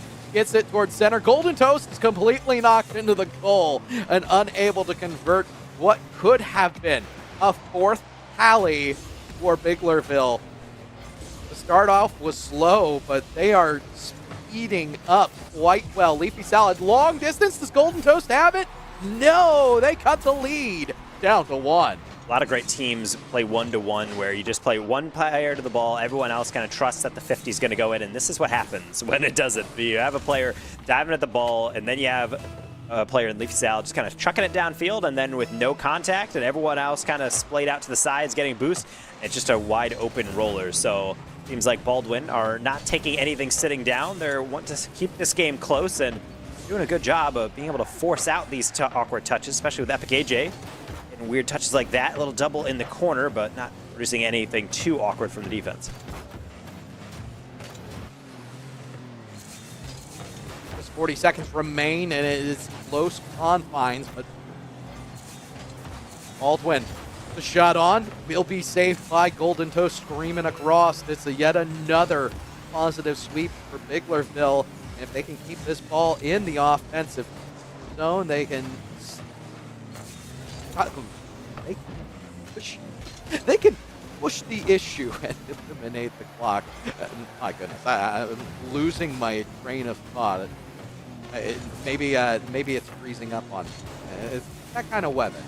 I think it's freezing for pretty much everyone out there, so hopefully at Juniata College there is the heat cranked up, because they're certainly going to need it, because it seems like the players themselves are at the very least warmed up somewhat on the Biglerville side, doing their school proud with a 2-0 victory, or rather 2-0 into the series, 3-2 in the game. Want to give some credit where it's due to Baldwin. Still keeping it close but no cigar is a saying for a reason. Indeed it is. And I don't want to go into horseshoes and hand grenades, because that has to be a little more aggressive than we're looking for here on the C Division Finals. But what Biglerville were able to do after what was a little bit of a slow start was brilliant. And I like what we're seeing, because it is an entire team effort from Biglerville. Everyone getting involved, whether it be off the kickoff, whether it be in the midfield. Their press has been well warranted. And for Baldwin, I'd like to see a little bit more of that. A little bit more of that team effort, but also initiate in. Either one of these teams can take full advantage of initiation to set a pace. So it's really anyone's game, despite the 2-0 series score. I feel like the one thing I'm noticing a lot, and I think this is a very common thing around, from what I can tell, looks like kind of low champ to platinum gameplay, is that it feels like they're not necessarily positioning for the next play. It feels like there's a little bit of a clumping up. We actually saw a play from Baldwin in front of the net where there was a dunk ready. No one went to the sideline or for the clear. They all kind of just immediately turned and all converged on the ball. And when that play didn't work out for one, it didn't work out for all of them. It's scoring past everybody. So you got to be wary of that. And sometimes it's not about saying, okay, I got to get to this ball quickly. You have to think about, okay, where's this ball most likely to go? How can I get there? It's a lot of reactionary play rather than reading ahead. Where they have the opportunity to advance themselves the most. Both players double committing. You get players that are developing that sense, that read, and they will go for it at precisely the same time. And case in point, what you saw there, just go. Salad. To get this ball back into the corner, Claxy the best, and it's pushed on yet again as Biglerville, I want to say they're struggling in the defensive zone, but they haven't been able to string together a possession and get this ball out of their zone. It can be tough to be able to truly get a touch forward. You get some contact, maybe not all, and honestly, a couple times I've seen actually Biglerville go hard in for a read, but then they kind of just fly on by it. That's why it's like, I think better to just get contact in general and then focus on the power. Other times when you're a bit more confident. Epic AJ looking confident with a delayed flick. I do like that one for one. Really good start from Baldwin as they will float this one over the Biglerville defense. Taking advantage of the misplays. It's going to be very large for either of these teams, as we see. And again, I don't want to call it a slow start from Biglerville, but Biglerville definitely have their work cut out for them as far as possessing the ball so far for the first 90 seconds. Haven't strung together the same level of possession we've seen in the first. I mean, I was critiquing Baldwin in the last game that they're all too clumped up, and in this one, it feels like when they don't have possession, they are kind of getting a little bit wider. It seems like they're covering more options. I think because of that, they are getting more interesting and kind of dangerous opportunities. Finally going to be put on through. LRH goalie getting the dunk of his life on that goal line. And keep in mind, this is the undefeated team. Baldwin High 8-0 on the season, and they have done a monumental job throughout of maintaining themselves. These are the adjustments that make championships, and if they can keep the foot on the gas when is most important, they will see themselves into that 2-1 and maybe even a tied series going into a Game 5. We'll see some more deflections around the midfield. Speaking of, that one is not going to be cleared away, so now to kind of the awkward situation where now you're going to have to deal with a counter. Golden Toast to the sideline temporarily. Leave Sal with a slow roller and immediately sent on back. But again, those deep rotations, that's why you have them sometimes, to be able to cover anything that your first two teammates on the forefront can't. And it's going to be Leafy Salad from the midfield onward. The defensive rotation seems like it's a little out of sorts. I think that's due in part to the extra pace that we're seeing out of Baldwin High, but also it just seems like the extra misses that have come in. You've had players that are in position, they just haven't executed perfectly. Granted, you can't get perfection every single time. Case in point, Claxy is there, but Leafy Salad's going to score another one. And be able to get that read off the kickoff, it can be really where you start to see snowballing, really turning into potentially avalanching based on how cold it is and how much snow buildup there has probably been up there in the Northeast. But when you have a kickoff, it's about making sure you get the initial contact and then the follow through, not just throwing it immediately away, because deflections like that can happen. Goes immediately on in, and we just reached halftime. Baldwin already has built up a 4-goal lead. I know this much. I am glad I am inside today, and I hope everybody there at Juniata College is also glad to be inside and celebrating the accomplishments of these young folks. The C Division Championship on the line. Biglerville may be up 2-0 on the series. They look like they're going to get another goal, although the team play, no! Deep sigh is really all I can say sometimes about plays like that, where it seems like everything's going well and then you just can't quite get it to go. Okay. This one does not count in that regard. Dubious Duggar is certainly going to make no mistake on the wide open pass. Yes, indeed. That was what I was looking for the previous play. We just ended up getting a little bit of aegis thought process. They still have plenty of time. 3 goals, a minute 40. Not unheard of. But they are going to have their work cut out for them. We're going to need to see more passes like the one we just saw. And we get to see one. Golden Toast finds a brilliant dime from Duggar. And I will have to say, that's a nice pass as well, because you notice all the defense of Baldwin is actually kind of lumped into that corner. So when the ball is routinely slapped as hard as possible, but off that backboard, everyone converges on the goal, and then kind of looks upfield and says, oh, we have no one on that one, and no one on this kickoff. What is this comeback, Kendo? That's another one screaming on in. I have no idea where this is coming from at this point. The kickoff will go through. I mean, we've talked about a series of unfortunate events earlier. This is a series of fortunate events. I would have to say that if you're Baldwin, you're probably sweating around right now, wondering, uh-oh, I thought this one was kind of in the bag, and not necessarily that they were taking their foot off the gas, but can't be a fun experience to have a 4-goal cushion reduced to 1 in the space of what basically feels like 45 seconds.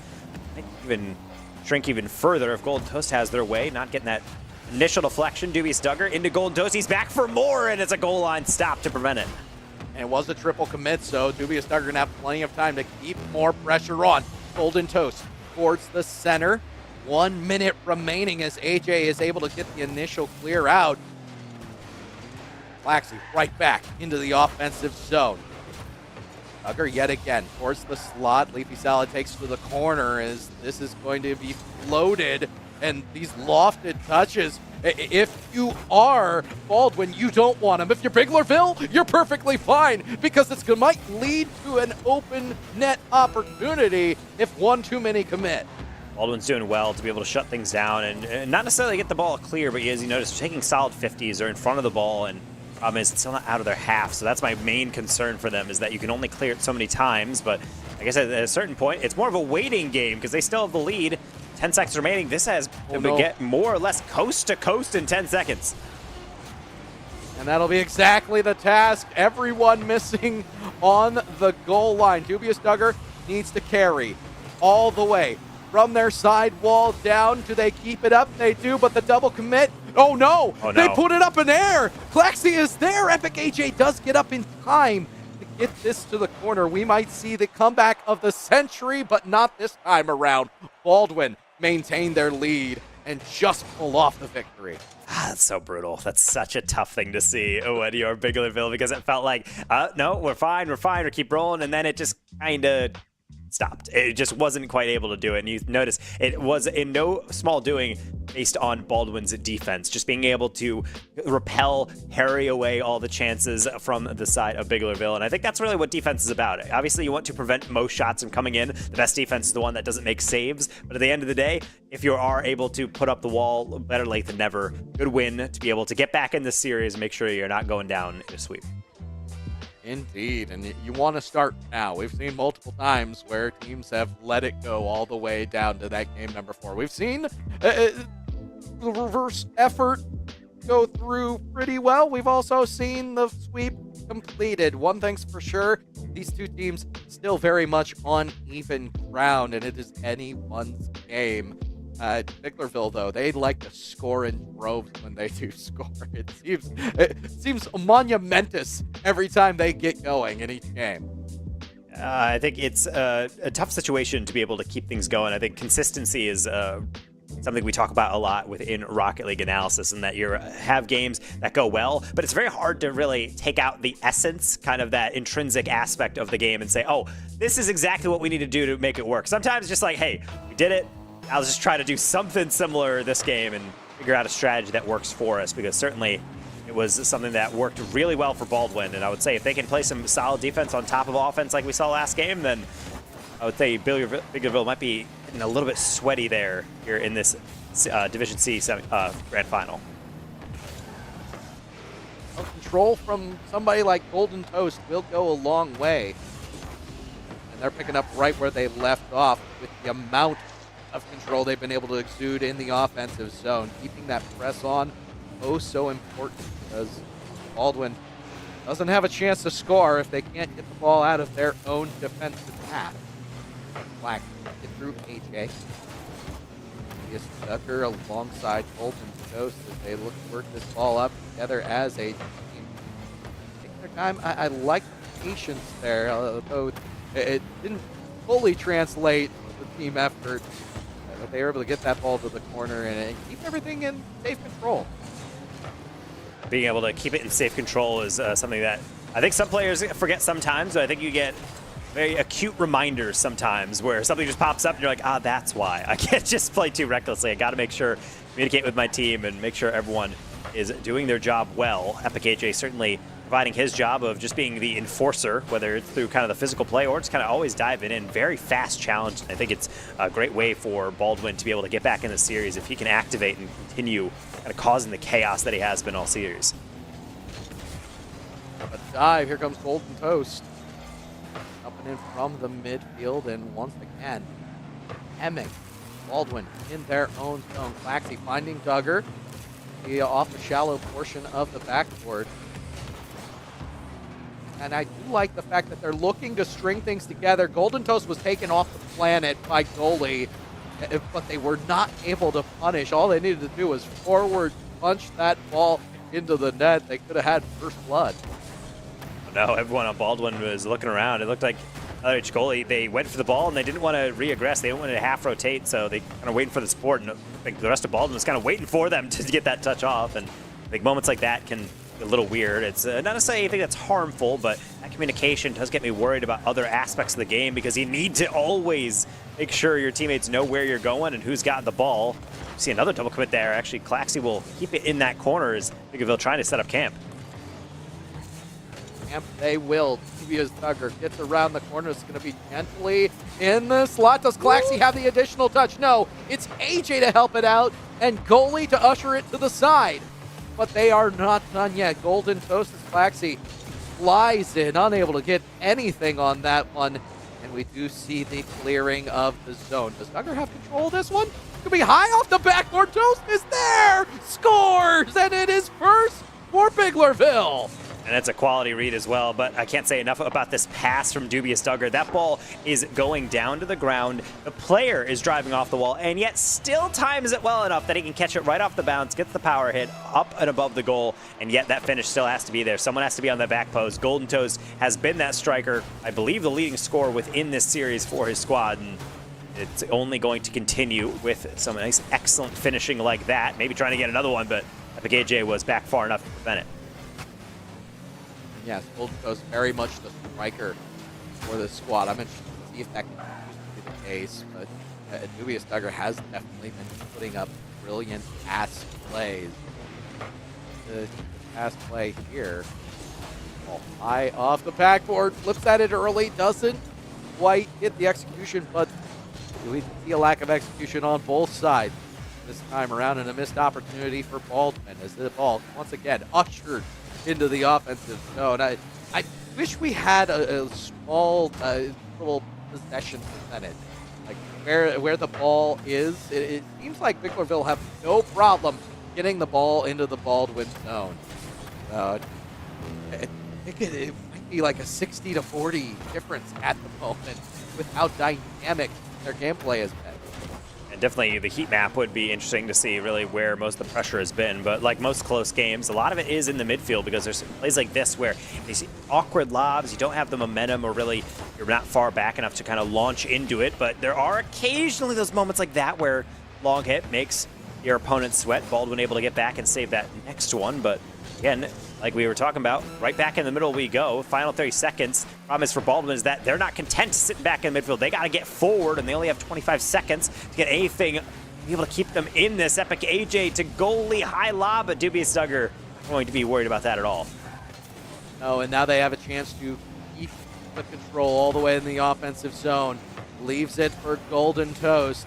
Toast gonna stay on top of possession, but Duggar is too far. Duggar is too far, and they are gonna scramble. 2 seconds, 1 and 0. It's towards the net, but Duggar again makes up for the touch.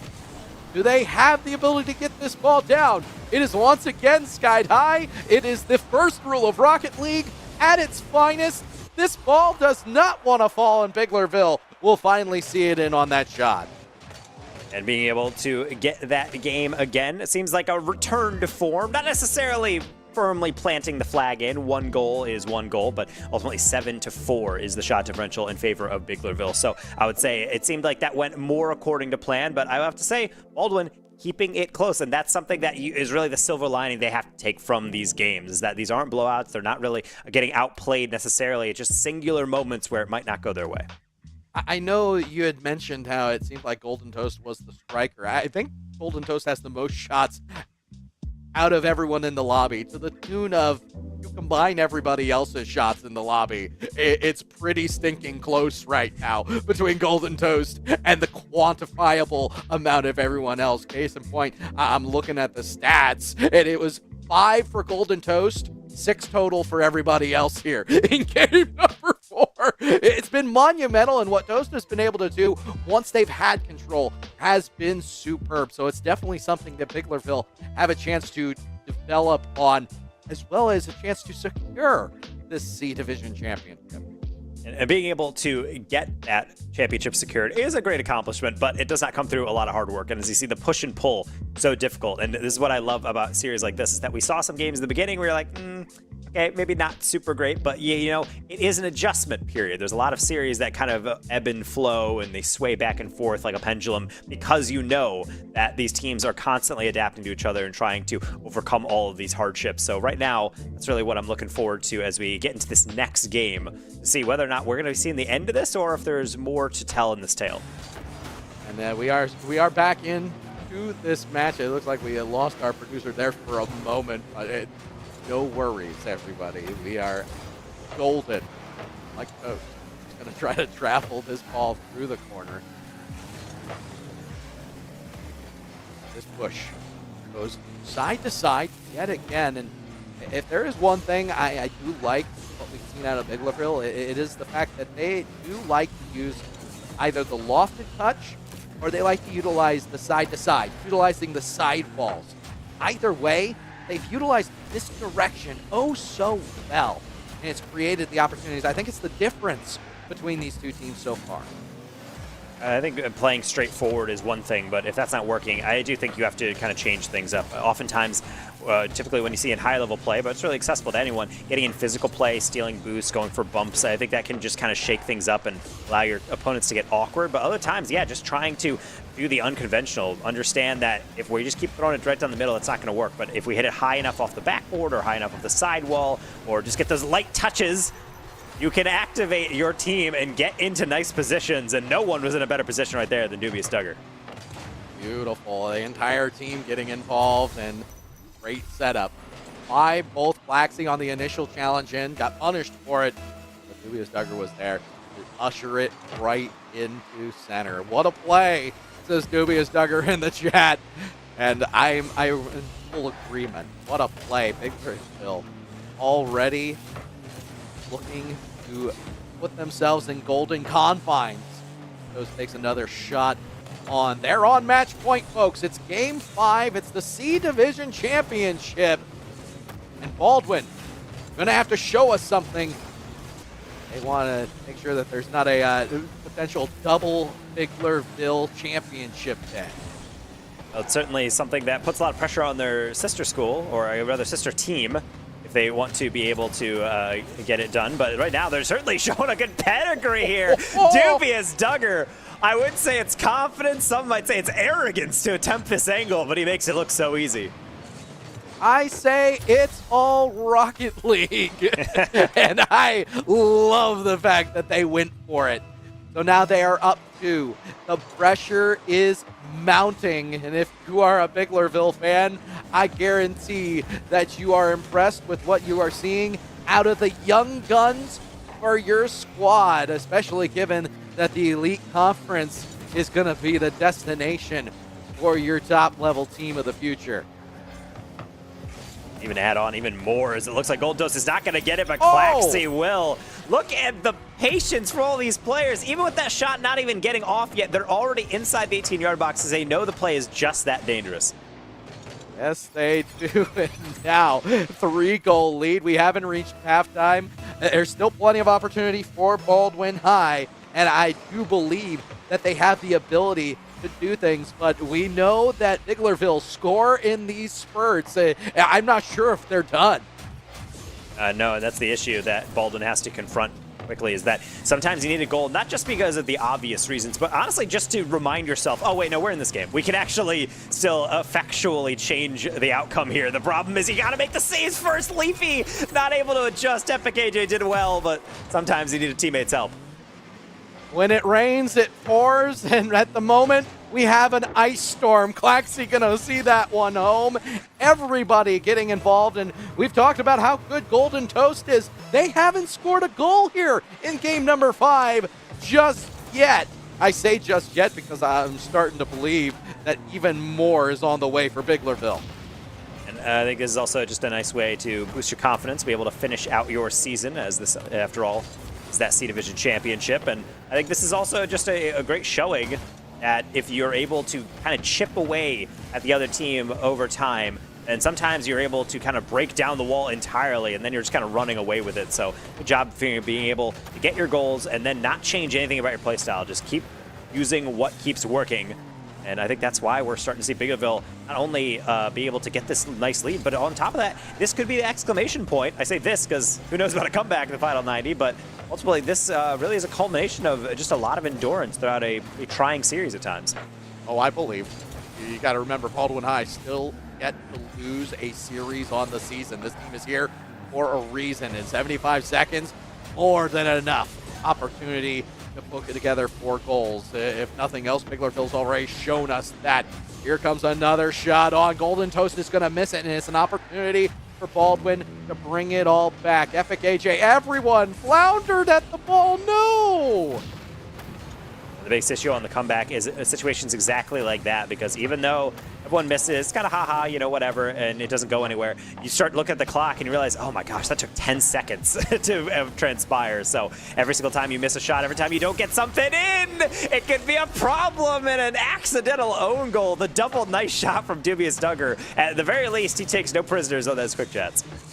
Absolutely, and they put it towards the net. At this point, 40 seconds to go, that's exactly what you need to do. You need to put it towards the net and hope that there may be 1 or 2 of those accidental own goals.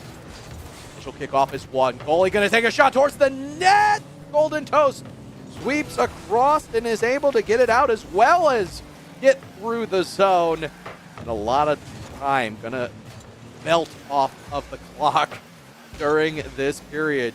Another high lofter. Epic AJ putting it to the side, but it's immediately jumped on by Dubious Duggar. The time is ticking down. The celebration has begun. Biglerville High School going to be the C Division Championship winners, and they have a chance, folks, for a sweep, both of the C Division as well as the main division of your PIEA Championship. I know back in the day at my high school, whenever our teams within our traditional sports didn't have esports back then, but we would have pizza for the whole team get delivered. Yep. Hopefully Biglerville is going to be basically single-handedly keeping the local pizza place in business if they can get a two-peat or be able to get 2 different teams get a championship under their belt. But congrats to Biglerville, and also GG's to Baldwin. Some nice persistence throughout that series. Didn't go your way in the end, but there's always next year for these young guns. Oh, mercy. Folks, love what's going on here at Juniata College.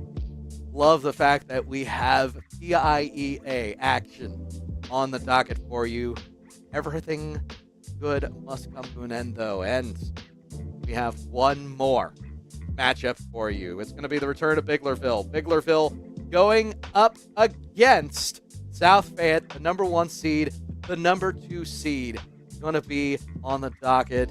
Elite Conference foes going towards the future is, again, talking about the Elite Conference that is coming up this spring. All about elevating the landscape of PIEA just a step further. Keep in mind, the top 10 teams are going to be in a league of their own going forward, where, you know, creates an opportunity for those dominant teams to learn even more, because they're going to be constantly grinding against each other in league play, rather than some of the beatdowns that you end up seeing on a regular basis. So I love what PIEA is doing in bringing the Elite Conference going forward. We're going to get to see the Elite of Rocket League just after this break. The Gamer Box, baby. Enhance your gaming experience. Right now, I'm one of the first ones to get the exclusive 99 gaming box. A koozie, chat. Who needs a koozie? You can pre-order it right now at 99.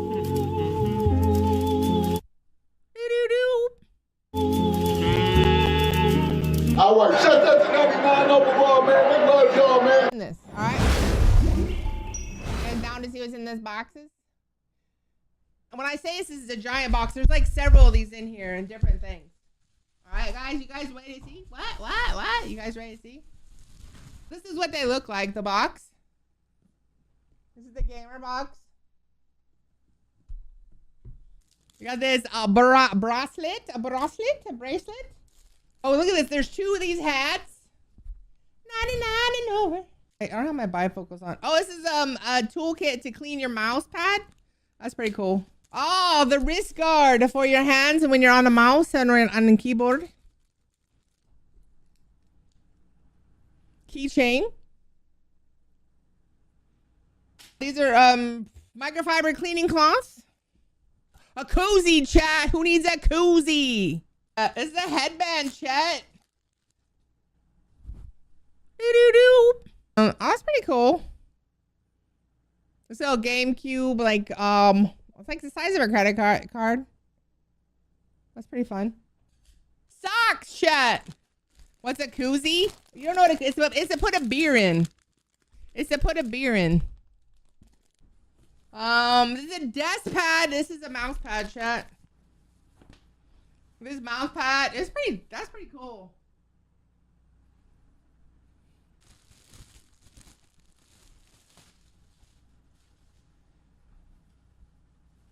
And I got a sweatshirt, chat. Okay, we got this, drink mug. Boop. Boop. So you put your beer in it, you know, or a can of pop or anything, puts it in and keeps it cold. This hat's cool. I like this hat. Like the trucker style, but with the 99 over. This is a bag, a drawstring bag. How do you get that gamer box? So they sell them. I'll put the link in TikTok, but I'll have a link. If you guys follow me on Twitter or Facebook, you'll be able to see the links. This is a sweatshirt. This one's with this design from the 99 over. A bunch of the balls. The kids are gonna love the balls. Literally gonna love the balls. Like a shaker mug for those of you that need the drinks that shake them up. A t-shirt. Little towel thing. The copy of the magazine that you guys have been seeing in chat will be in these boxes. You get it in the box, or you can just buy the magazine if you want just the magazine. And then a Gamer Advantage lens cleaner kit. Ta-da-da. Also, you guys know I love Slide, the Drink the Slide. They're actually partnered with the gamer boxes as well. Each gamer box, oh, these are tickets. Okay, each gamer box comes with a prize ticket that includes additional benefits.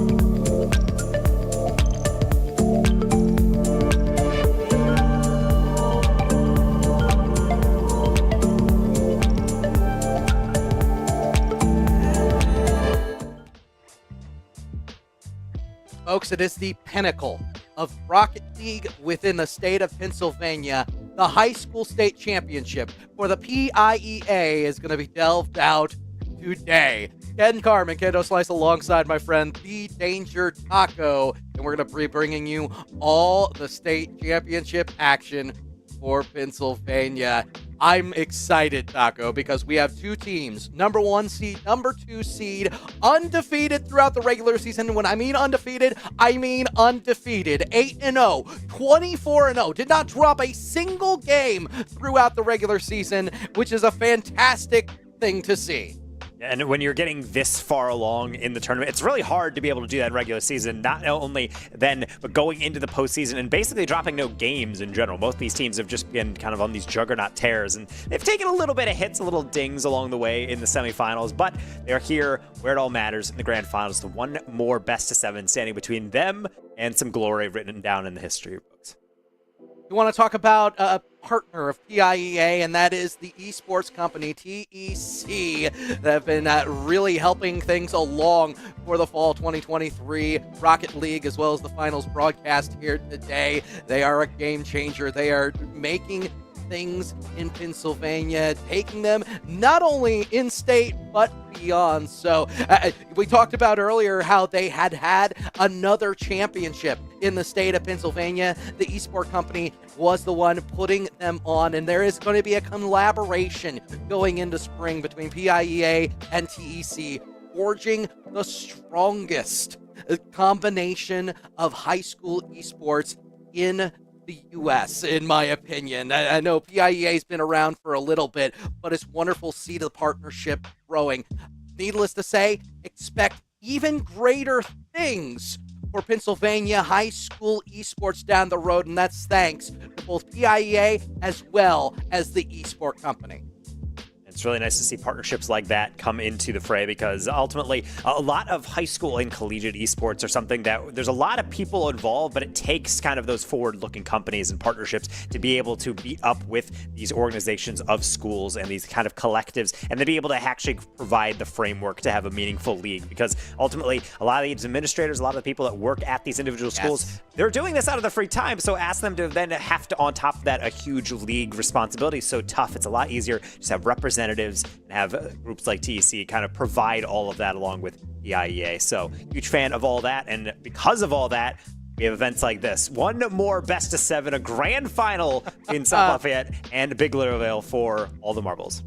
I mean, you and I know how exciting this is, Taco. The fact is, the pageantry that goes in to the Pennsylvania State Championship works wonders. We can talk about people like Jonathan, former champion, now plays at the highest level of Rocket League for Akron University. You love to see the development, you love to see the stories, and it's a chance for either South Fayette or Biglerville to put their mark and start a dynasty. And it's honestly, a lot of it could be around Blah or the assists to Bunch of the Hunch. And I will say, this is the player that's kind of leading a lot of the attack. And this time, just the threat of him alone produces the double commit for the first goal. Very much so.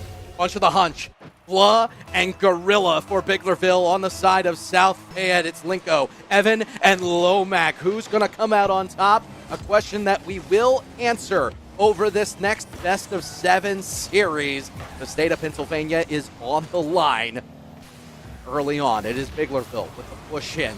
The demos were definitely a theme of their game earlier today, and with double tap opportunities like that almost being executed, Biglerville have come out hot. What are they feeding these kids over there? They're going for the double tap, and then Bluff follows up with a flip reset into the double tap. Like, they're actually just freestyling out there. They're just having a bunch of goofy fun right now. I feel like if you are the side of South Fayette, you have to be wondering, wait, where did this come from? I know they were good. We watched the games, you're watching the tape, but this is just a whole other level. They got to be careful. They don't just go Super Saiyan after a certain point. Kind of a whole nother level.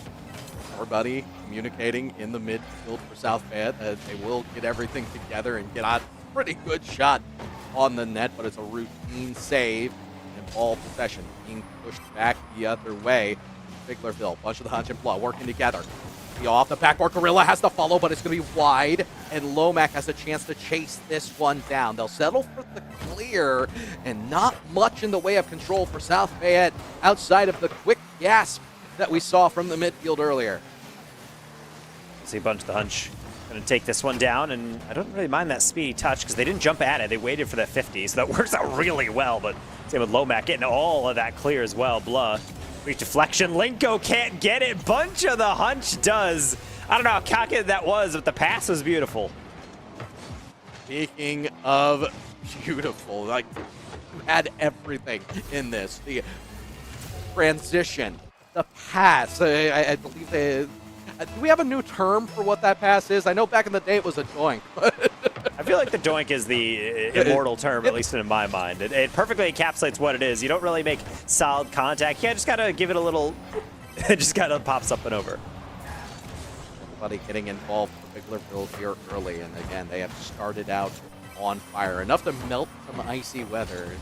Stay warm out there, my friends. Junie out of college. Everybody rising up for the occasion. The Pennsylvania State Championship going to be crowned today, and here comes South Fayette. Lomac powers through. Gorilla able to push across at the last possible moment. And finally, South Fayette starting to get an initial push into the offensive zone. And not only that, but for the most part, they're keeping it alive. Of course, as I say that, it's going to go down the other side. But I think that's the progress you have to have as an offense. You just get used to being able to have 1, 2, 3 shots straight and then being able to maintain an offense. Even if you don't get anything out of it, I think it just reminds you of what you need to do. And right now, ever since that happened, see South Fayette kind of slowly lurching on forward. Problem is, maybe getting a little too greedy on that one. Lomac went for an angle and just went off the backboard and nobody.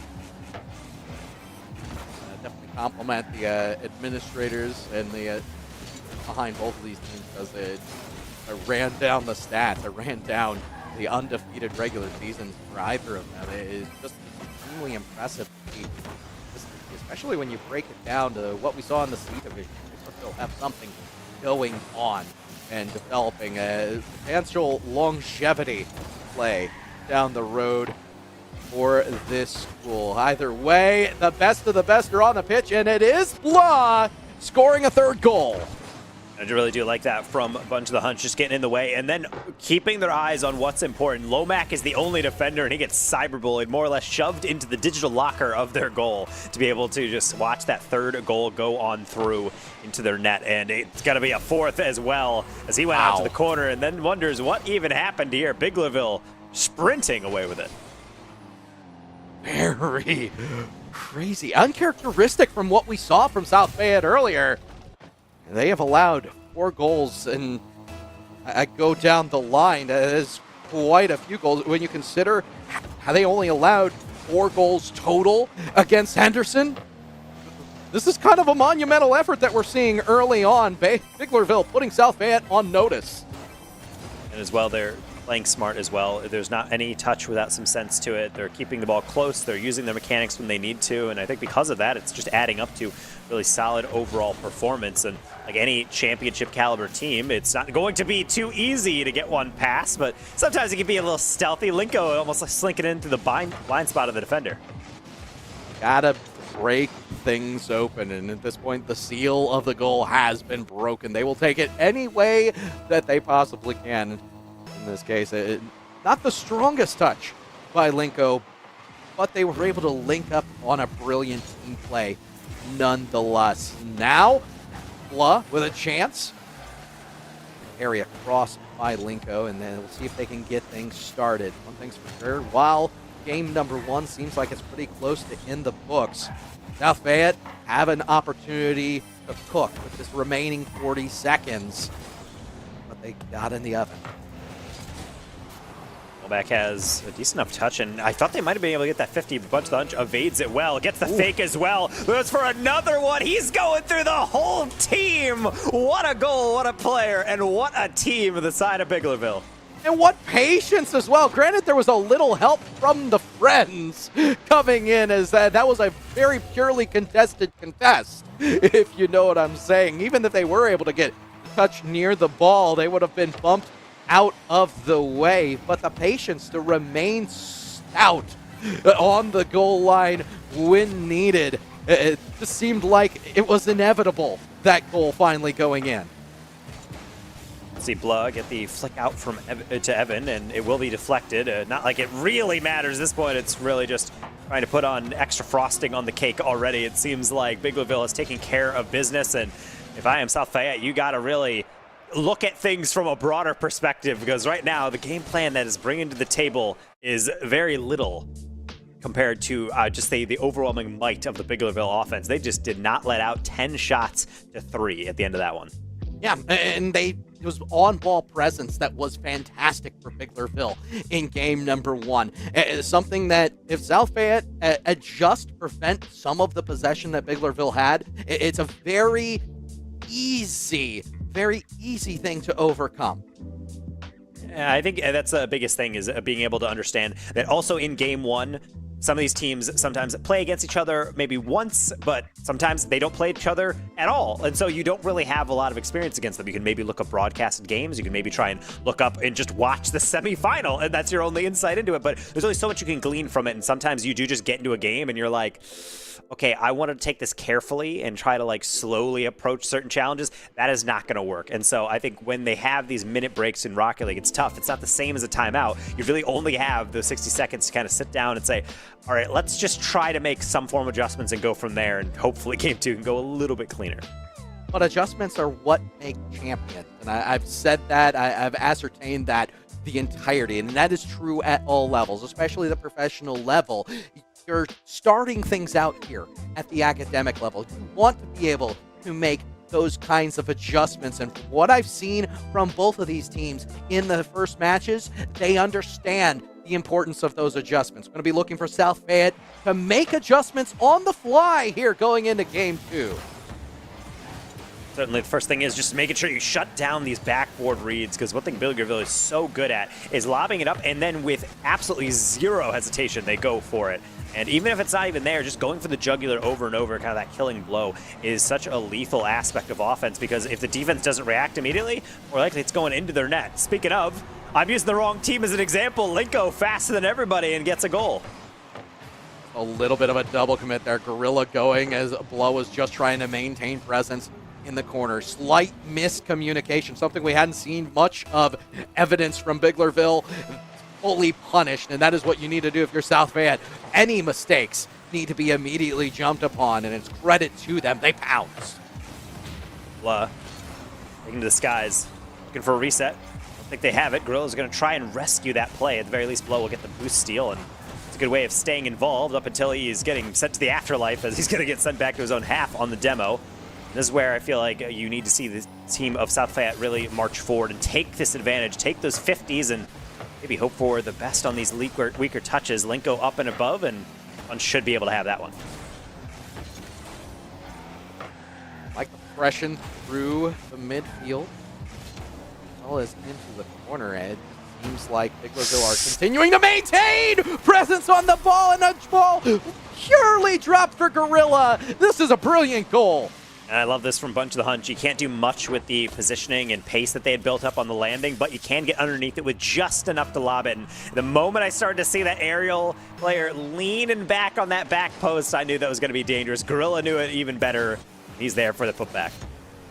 Taking full advantage of what was given to them by the defense. And you don't have to make the perfect touch every single time. You just have to put the ball in an opportune space and make your opponent miss in the process. You get the combination of the two, you're almost guaranteed positive space on offense. Speaking of positive space, Blah has plenty. Gorilla is also there. Does Blah have the beat on 3? No, but they're going to maintain control into the corner. Gorilla continues forward. Bunch is going to secure the give-and-go goal. That's why we talk about a lot, is using the backboard, but like I mentioned in game number 1, half of effective offense is just getting on the read quickly. If you know the ball's going off the backboard and you know you can get to it, even if it's a 50, just go for it. It makes the defense have to respect every single read. They can't take their time on anything, and that results in panic, which often results in mistakes that lead to goals. Speaking of mistakes, not many for either of these teams. So there hasn't been as much of the punish aspect as we saw in the first part of the game. South Fayette was able to take full advantage. And it seems like for Biglerville, they have done a great job of maintaining those short passes, especially in the offensive zone, into the corners, utilizing the extra man. And by the extra man, I mean that backcourt, that side ball. Bunch of the Hunch and Gorilla working together again, trying to string together some passes. Blug gonna have plenty of time as they went for the demo, but that is going to be a missed connection. And Lomac quickly back into the offensive zone, but nobody is there. They will take the reprieve, though, as it will be a solid clear, and they're able to get boost. However, Blug's just there to steal everything from them. And it can be tough to be able to try and build up those resources, but then you have someone sweeping by, stealing it all, disrupting your play, and it can be a frustrating thing, but you can maybe get a little bit of that frustration paid off in the end if you can get the finishes. Lomac had an open one, but Gorilla shut down enough of that read on the charge. Make sure this stays at a 1-goal margin. The theme that we saw in their earlier matches continuing to ring true. Biglerville are utilizing physical plays on the back end of some of their natural rotations. They're not chasing demos. They're just executing the demos extremely well on the follow-through, and that is going to be something that it continues to press the issue as South Fayette have failed to dodge each and every one. They're able to dodge quite a few of them, though. They could go a long way in finding them out of position. I start to worry when I see Blah taking so many boosts, whipping around. You find inopportune moments like that one. And honestly, it's coming down to just really good reads and some nice approaches where there is no dilly-dallying, there's no zigzagging, kind of this weird, I don't know if I fully have this. No, everyone's just driving a straight line on all these aerials. It's resulting in pretty much the only reason that we don't see more goals is because players are able to shut things down before they develop or hope for a miss. And that miss from Blah leads to an open shot for Lomac, but he can't catch up to it. Blah gets back and clears it back into the mid. Almost gets the, almost seemed like it was a pogo attempt towards the very end. One thing's for sure, they were going for the catch and they were looking for the control. Both teams gonna miss an opportunity. We are 40 seconds left on the clock. All gonna be out for Evan. Evan with the initial touch up, gets control, finds Lomac, and it's gonna be pushed on. Does Linko have it? No! Blah is in the way yet again! They prevent, but they are struggling with the consistent pressure of South Fayette. And this is the one thing that I love about Blood. Talk about the mechanics before and how controlled they are, but really it's just the decision-making is solid. They never challenge unless they absolutely need to. And there's a lot of times where the ball's just sitting in a dangerous position. He doesn't even feel the need to go for it. Gorilla went for that one, but doesn't much matter if it goes in so long as the defense holds firm. Blah takes to the air, wasting down all the seconds. Double tap attempt is not on in. Gorilla gets some vengeance, and Biglerville gets another one on the board on the series. Wow, wow, wow. Really good stuff from Biglerville. The patience, I think, is what was exemplary for this squad going into game number 2. And they continue to keep that same mindset. I need to double check what's going on with me. Might have been kicked out from the match on that. I think both of us got TC'd. You know, Rocket League can be fickle. A little bit. I mean, it can be. It's same with the gameplay as well. I mean, despite Biglerville still coming away with this game and getting their second win halfway to their sweep of the grand finals, which would be quite the story, South Fayette was pretty even on shots throughout that game. Honestly, when we got to about a minute 45, it was pretty much dead even. I believe it was 4-3, slightly favoring Biglerville. So when we look at this game, although we do see a 3-1 scoreline, that could very well be the other direction with SF. I feel like they were able to somewhat figure out something that works a little bit better for them, and honestly, it really only got away from them near the tail end of it. And certainly we saw a couple shots that very well could have been in, but maybe just not quite able to get that last second angle or not save up enough boost prior to the shot. I think both of these teams are very secure in what they know they do well. For South Fayette, you have Evan still kind of on the back end being that third who has been a cornerstone of their rotation and their existence. They do an extremely good job of making sure they're in the right place at the right time and maintaining a patient aggression. Not quite on-ball aggression every single time, but they make sure that they're able to establish the line of defense and push from there. At this point, you're going to have to adjust that line of defense just a little bit because the Biglerville have found a way to breach it multiple times. If you're able to push that line of defense forward once you reestablish yourself, you're able to put a lot of excess pressure on, and it'll go a long way in stopping the pressure of Biglerville, which continues to be an issue. And very interestingly, we actually have a substitute coming in for Biglerville. Thingy is going to pop on through, getting their first action of this bracket here today for the IEA Rocket League side. And I feel like that might just be a sign of confidence, potentially, from the side of Biglerville, being able to work in another player, is even though the existing roster was doing just fine here in this grand final, thinking, all right, let's tap someone in and see how they do against this squad. And you're talking about a 11th grader by the look of it, as I'm looking through my information card. Hopefully that information is right. But Thingy coming in might provide a little bit more leadership on the back end of things. One thing's for sure, Blunt and Bunch have been able to do has been spectacular. And here's Thingy. He on the back line. Full touch back in. Good retention of pressure, and I like the patience. I like the patience even more out of Evan. One missed touch, Thingy has a goal. And that's really going to be the tail of the tape here. And also, if you don't shut down Blah, his highlight reel is going to be the tail of the tape, as that's going to be a brilliant pass. And Bunch of the Hunch, not necessarily someone who's been doing a lot of solo play. He's the cleanup crew for Biglerville. Indeed, and it just seems like they've utilized those pass plays, whether it be off the sidewall or finding each other in the midfield. But the connection between Blah and Bunch of the Hunch has been spectacular. A lot like some of the EIA duos that we've seen of old. I think I go back to the North Catholic duo, Essie and Jonathan, that just seemed unstoppable at times. I think plays like that really speak to the talent inherent within the Pennsylvania system. And to be honest, this is the first time I'm hearing about some of these players, or even just playing them in ranked in the higher echelons. And yet, these players are impressive in how coordinated they are, but also just how individually their skill level is shown just through their decision making. A lot of it is just smart plays and understanding momentum. Blood nearly getting a goal right there, if not for having to work around a deflection. South Fayette are able to pull together. Womack, great patience, tries for the reset, not able to get through Bunch with a Hunch though. They would have nailed it. They had the angle as well as the top shelf available to them. Not able to get the full-on execution, but the idea was there. Another loose touch in the middle for Bunch of the Hunch. Try to finish, but once again, the off and Linko brings it in. I'd like to see maybe a little more of the team aspect. We're seeing solo carries, and this is the cause of concern. So both teams, brilliant as far as their mechanics. We've seen flip reset attempts. We've seen really good solo carries, especially out of South Fayette, one side to the other.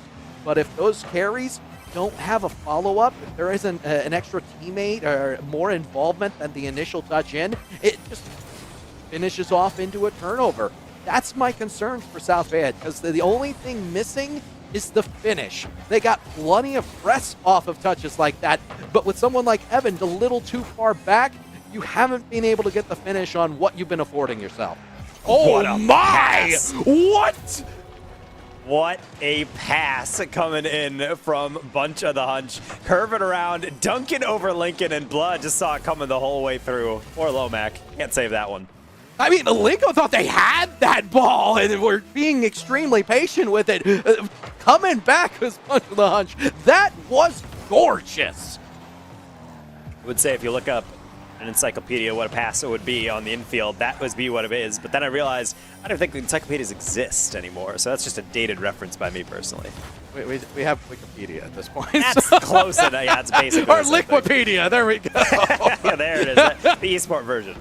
Yeah, we have the esport version, Liquipedia, folks. Make sure you work site your Liquipedia page.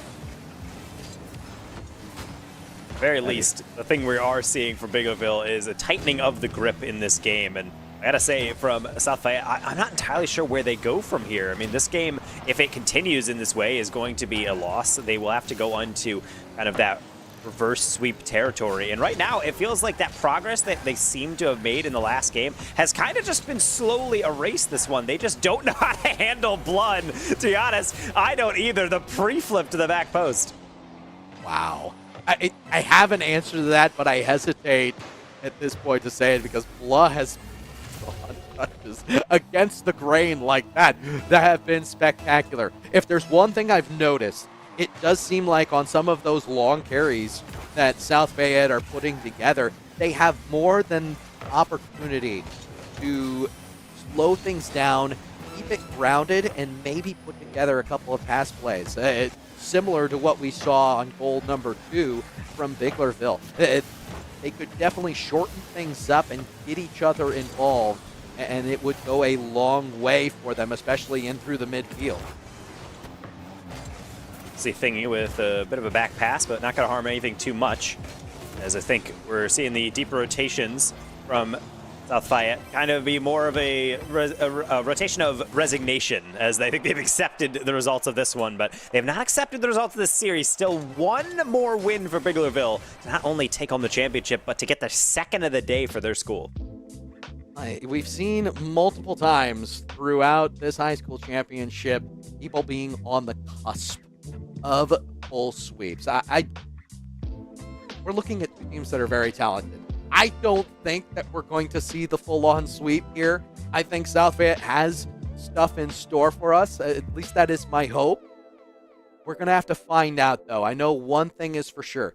Better control and getting Biglerville out of their pace, getting them out of the Blah show, as it's becoming known, is going to be huge. You want to be disruptive. Find a way. I don't care if it's a demo. I don't care if it's a little bit of misdirection. I don't care if it's a passing before Blah gets there. Find a way. I definitely think it's either that, or at least for me, you have to get into the face of a lot of these challenges. The one thing that I'm seeing from Biglerville is they're playing fast and coordinated, so I don't want to undersell that, and they're just playing quickly and diving in on stuff. It's mainly just the fact that I feel like a lot of South Fayette plays, I see the touch coming in, and I can see where the challenge would come in, but it's almost like they hesitate just for a split second to make sure it's right. I feel like at a certain point, you just got to put a hand up and get some disruption, and otherwise, if you're not able to do that, I feel like the offense is just going to keep on going and going and going, cycling through. It'd be a really dangerous time playing against Biglerville, as we've already seen earlier on this broadcast. I'm sure the tens of teams that they played in this season already know that quite intimately, and they only have one more game to go if they want to get this championship, but we know what South Fayette are capable of. Now they just have to show it. For Biglerville, we do have Gorilla back in, so Blah, bunch of the hunch, and Gorilla looking to start things off strong. Mere 11 seconds in, and they already have a goal. And I gotta say, this is what I'm talking about. Again, Blah is just there. He's ready for that backboard read. Before it even starts coming off the backboard, he's already boosting at a straight line towards that rebound. And that's why it's so difficult as a defender. You have to play predictively. Sometimes you just have to jump and hope that you have the right angle, or re-jump a save, because even if you don't have a perfect read on it, it gives you a better opportunity to actually get that save away. Oh, something of note, we have the one in the corner. Oh, it was broken by Blah. It might have been off screen. All I know is there may or may not be a communicative outrage between these two players. Oh no! Oh no! Not gonna be punished this time around. Well, deep within the YouTube chat, someone says Gorilla is back, Gorilla for MVP. And honestly, I mean, it's nice to see them getting some contributions there. So getting cheered on by the supporters, by as many fans, I'm sure. And I will say it is an opportunistic goal, but still have to have someone to put it back there in the first place. Maybe off the kickoff, South Fayette gets a lifeline, and indeed they'll take it. Definitely want to do that going down. Taking a look there for a second. So you cut into that lead. It's a deep breath that you need to take if you're South Fayette. You haven't scored more than a goal so far against Biglerville, and this is the realistic Endo jumping in here for a moment. I need another one, and I'd love to see it in the first minute or so here. I think there's a lot to be said about that, because people are like, well, you know, obviously they need another one, but it's like it's more so just for composure and for confidence and for kind of morale building at this point, because you've taken 3 losses in a row. If you get one more, then who knows what's gonna happen? Blah! I did not know that was capable, what he's capable of, and I should really stop doubting him. The pre-flip save across, unbelievable, and almost ending in a goal on the other side, but no double tap to be found. I think we just witnessed a crime. That was the goal I was asking for, and Blah snatched it from the jaws of victory for South Fayette. Now Blah coming in with another one, has the reset, is able to beat Lomac with the miss, and Bunch comes in. That secondary cover always seeming to be ready. And that's what I was talking about with getting in the face early. The first player dives on in. They didn't have too much of a chance. But the second defender, you can't pre-jump it by going backwards. You have to meet the player at the point of contact. If they get the reset, that's fine, but you got to make sure they use it early or they get a 50. And I felt like in that case, there was too much leaning back. There was no one actually to confront the play, and eventually it's just on a platter to be finished. Speaking of on a platter, Blah once again has the ball delivered to them in the midfield. Borderline on a platter. Bunch of the Hunch also there. Like they almost got it together there for a moment. Ball's just screamed into the corner. Back down for Gorilla as Blah. This might go right back into the middle of the field. All I know is they're down by 2, our South Fayette, and it seems like Biglerville are just playing with the possession in their defensive zone. Even when he doesn't get the read, look at that, the back pass into Bunch of the Bunch, and that's going to be a goal. The vision to cut across and play up and over a defender. My goodness gracious, this was beautiful. Great wherewithal, and get your team involved. Bunch of the Hunch once again in that spot, ready to cover. My goodness. Rolla trying to wrap around it, no hook shot as Mac and Evan unfortunately going to bump into each other. Bunch of the Hunch will be met by 50. Gorilla, break check into the air dribble, and honestly, I'm kind of waiting for those touches to maybe go a little bit awry, but it just feels like nothing could go wrong for the side of Biglerville. Third player trying to come in. Gorilla going to meet their side bar, and unfortunately, I would say for South Fayette, they get a little bit of a reprieve from the constant pressure with a little help from the posts. At this point, everything seeming to fall apart for South Fayette. Biglerville have time on their side. In fact, there's 2 minutes of time on their side. The 3-goal lead would go a long way. Here comes Evan. Gonna drop it down. Lomac the miss, and they are going to want that one back because it was a prime opportunity. Another bump going to come in from Bunch of the Hunch, and at this point, Biglerville is content to stall things out. They don't need necessarily goals on net. However, they will take the shots when you present them to them. They just want to continue to play keep away. Here comes Lomac, shot on. That is a goal that they needed, and it's down to a 2-goal lead with 90 to go. 1 goal per 45 seconds seems a lot more doable than 3, so a nice shot. Poor Gorilla. Honestly, I don't think he expects that much power and also coming across. We talked about that before. The danger sometimes of shooting down the middle is that it's a little bit more savable. But the thing is that it can be really unexpected for the defender, expecting that shot to the far post away from them. So that is going to be the first of a couple that they do need. Problem is, it doesn't feel like he's done scoring yet. There's another one from cross court. It's off to the 50-50, and credit to them for the 50-50. At this point, there's so many aggressions that are coming through. You have to be that aggressive, and not exactly the most advised 50-50 scenario, but your hand's kind of forced. You're down by 2. Your tournament life is on the line. Blah makes great work and has another one for Bunch. This is clinical. Give him the hat trick of assists. 2 goals, 3 assists, 1 save, 5 shots, nearly 700 points for Blah. And that is the leadership you're talking about. He almost has more points by himself than the entirety of South Fayette, and that just shows how involved he has been, not only in this game, but really throughout this entire bracket run. It feels like the semifinal at this point felt like just like a warm-up to this team, but I could say they don't necessarily have the time to warm up the bus and be able to get ready to take that championship. They need to make sure they close this one out. Yep, this is the type of tenacity that you expect out of a prospect champion. South Fayette are not going down without a fight, and they will score another goal. They bring themselves back within 3 with 64 seconds to go. Still enough time, but they're going to need an effort. Here's Gorilla. Just allow this ball to volley back, and that is a great decision. How easy is it to just go for another shot to try to grow the tally? They just killed 20 seconds off of that 60 seconds that's left. And that's one of my favorite things to do when you're in a lead is not necessarily always try to lead up, gather more goals and try to take those risks. It's just waste time. Just get annoying touches, gonna intercept people, and granted, you can score more if you like, as Grill tries to, but ultimately, you know the job has basically been done. All it is defense, or just making sure the other team is not gonna have enough time to do anything about it. So impressive what we have seen out of both of these teams the entire season, but the piece de resistance is going to be Biglerville. The control unmatched, and in the moment, they find themselves a Pennsylvania state championship. Not only that, but it is the C division as the dub for Biglerville, and also now in a triumphant and let's say quite emphatic 4-0 sweep in the Grands. Yeah, and indeed, they will be state champions in multiple ways. Congrats to them, and certainly I'm sure the classmates cheering them along, and a lot of respect I see as members of other teams are in the chat to kind of pay homage to their new champions of their state. Absolutely love it.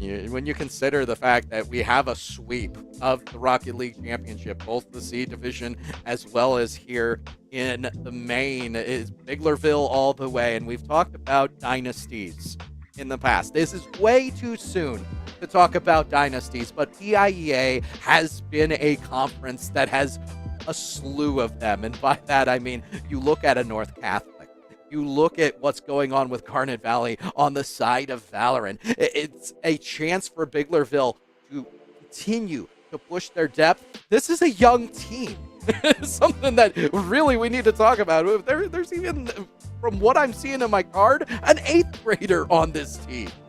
I mean, that's what you're talking about with depth. I mean, that's the whole point of recruiting in the college sense. You always have to bring in new talent, but in high school, you don't really have that. You just have to be like, hey, who plays Rocket League here? What do you have? And Biglerville, they'd hit the gold mine. Apparently, they just have all the dominoes that fall into place maybe 10, 15 years earlier. And now they have all this talent just kind of sitting around ready to play Rocket League at the right time. So fortunate for them, but at the end of the day, it still also takes a lot of hard work. So again, shout out to the coaching, shout out to all the players for being able to form a great bond with themselves, because that wasn't just one player or two players dominating the game. It was a whole team getting the job done. Folks, we're going to talk about what is coming up for spring 2024 season of PIEA. And now that this one is coming to a close, you want to mark your calendars again for February 26th. That's when the spring season starts off. Overwatch 2, Super Smash Bros. Ultimate, taking the stage, 8 weeks. Teams engaging in intense battles, showcasing their skills and strategies. Postseason. We've just finished our fall version of it. The pinnacle of the spring season awaits. And my understanding is that they're thrilled to announce it's going to be Wilkes University who's going to be a gracious host, keeping things once again in the area of Pennsylvania. It's brilliant to see how much development esports has seen in the state of Pennsylvania, and PIEA, the esports company, and the glorious universities such as Juniata College, Wilkes University have gone a long way in developing the strongest presence in high school esports. And it really all works all together, because ultimately that is really where a lot of students end up going. If you grow up in a certain state, you usually try to go to a lot of those public schools. So it's nice to be able to see the local colleges and universities be able to lend a hand and be able to foster that development and kind of have that handshake between the high school and collegiate senses, and using those spaces and sharing them across and using them as kind of the premier destination for these championships. So I'm super glad. I'm not even a member or resident of the state of Pennsylvania, but I always do like to see that Pennsylvania is kind of near the forefront of being able to develop that from the high school level on. I have a smile on my face because I've been informed that we are going to go to a quick break. We're not done yet for the night. We're going to talk to some of our young friends, the winners of your state championships, going to be on the line with us when we come back. Do not go away.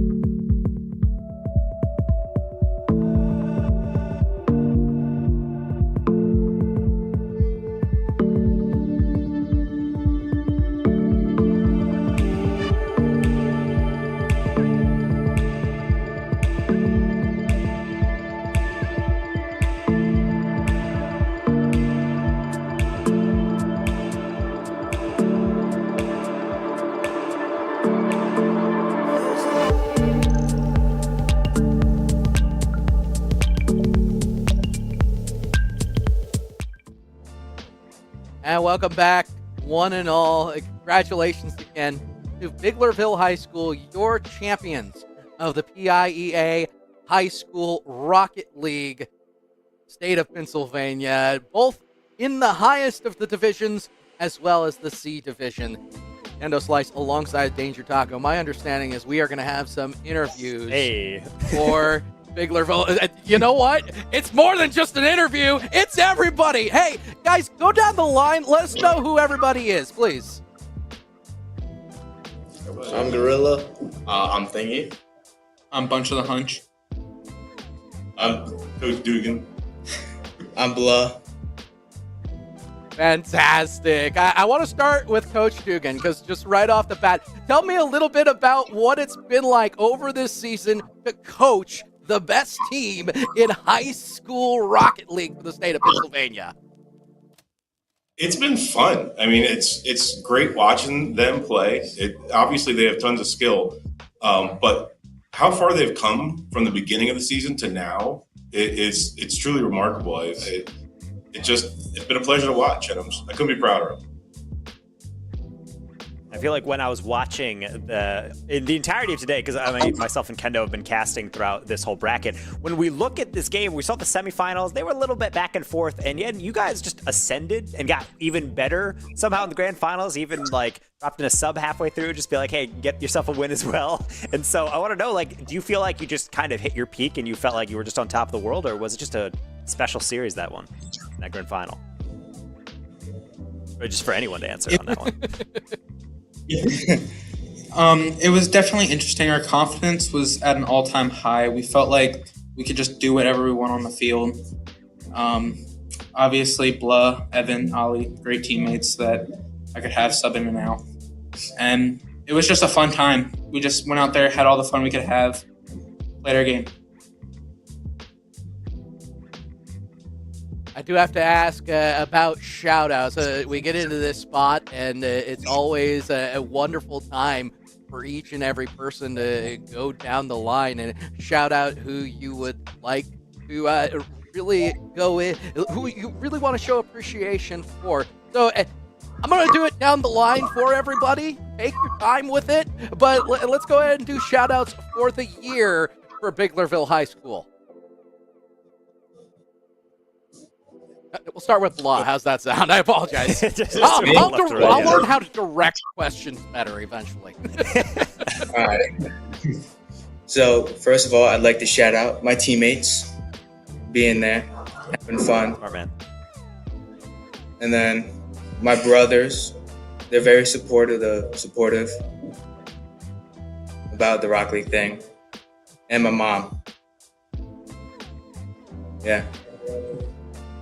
Yeah, I obviously got to shout the students. I mean, they did great. But I also want to shout out to our principal. She was very supportive in getting this started up this school year. So, you know, I've had a lot of support from the school, and it's just great to see. And I can't wait to bring back this trophy to them. I got to thank, obviously, my teammates. They're the only reason could have got this far, along with my mom and dad for supporting me through this. And I just couldn't have done it without these guys. I'd like to obviously shout out my teammates, and then I'd like to shout them out especially because I know I may not be the best player on this team, and I was obviously a sub, and I really enjoyed that they gave me a chance, even though I did not play to the best of my ability. It's obviously I was nervous to play with such good people and such a so I definitely like to thank them out, and then I'd also like to thank out my parents. Because, you know, not all parents are like a fan of video games. You know, they don't like seeing how you spend so many days or so many hours on it. And they let me still continue playing in esports. And now I'm here and we won. So I'd really like to thank them too. I'll thank my mom, dad, sister. They're all out there watching. Of course, my teammates, they cooked up. They were really good. And I got a lot of family watching in other states and back home in Biglerville, so shout out to them.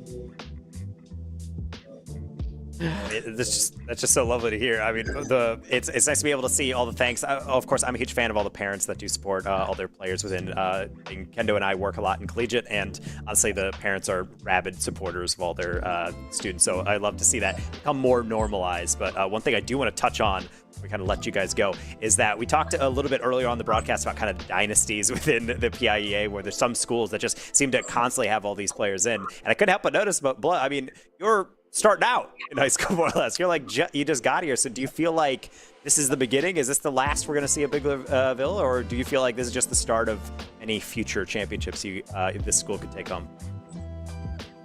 Hopefully, this is the start of multiple championships with my two teammates and the sub thingy. He should be healthy. One more year. Yeah. Excellent. I hope there's more to come. And shout out to South Fayette and Forest Hill for being great opponents that we had to play today. I love it. I do love the fact that we got a little additional sportsmanship on top of things. Bunch, I'm going to pick on you for a second with one last question. What is something that you've learned this season? It could be anything along the lines of Rocket League. It could be a conversation that you had with a coach, with an administrator. But what is something that you learned in this fall season of Rocket League where you are a champion? I think what I've learned is if you want to get to that level to where you want to be the best, you got to listen. You got to be able to take in the knowledge that your teammates, coaches, anyone around you is willing to give. And you just really got to think about it. You can't just do whatever you want. You got to take the precautions to heart and just get better yourself every day. I love that. I absolutely love it. I want to congratulate you all once again. It is Biglerville High School. They are the champions, both of the highest division as well as the C division. And there is a lot we are looking forward to with this team going into the future. Once again, gentlefolk, congratulations. And hey, you're champions. Yeah. Taco, I'm overwhelmingly joyful every single time I get to ask a question like that, because what esports is, especially at a scholastic level, is the learning experience. I wish I had that growing up. I so wish I had that growing up, and it's so wonderful to be able to not only talk about it, to usher it into a new generation. Understand, folks, that the growth of esports at the scholastic level, there are young folks who are not only performing at extremely high levels of scholastic sports, they are growing as human beings. They are learning to communicate. They are learning leadership skills, etc. So it's brilliant to see the pinnacle of that. And again, congratulations to both South Fayette as well as Biglerville, everyone involved in your PIEA state championship today. So if parents, if you're watching, give kids hugs, love on them a little bit, because they are going through so much on a regular basis and showing off at the highest level of what they do. And I really do love that. A huge fan of all the parents who in sport, but also the administrators. It is really heartwarming, as you mentioned, just to kind of put a cap on it, to see that esports has become not necessarily just like a niche hobby that's like seen as a distraction from other things, but it's a social activity, in the way that kind of those traditional sports are at the varsity level. I think it's very much a club where you can meet other like-minded people. You can still galvanize together and get towards these bigger causes and be able to reach for those trophies and all these rewards that you can really put your school on the map, put these players on a map, and now we even have an infrastructure potentially getting money off on going to college and getting scholarships and play at even higher levels. So it's just a crazy trip that esports is on the scholastic level, and IEA and TEC doing great work to be able to make yet another great event. And also, I suppose, shout out to Juniata for being able to be the host for this year's go-around. Absolutely. And a shout out to everybody behind the Nerd Street as well. Folks, it's been fantastic, but be excited, because going into spring 2024, they're going to be bringing new things. Again, mark your calendars. February 26th, Overwatch 2, Super Smash Bros. Going to be taking place, and the Elite Conference on the horizon. You're not going to want to miss it, so make sure you're following PIEA, the finest high school Rocket League as well as esports. It's coming. Even more spring 2024.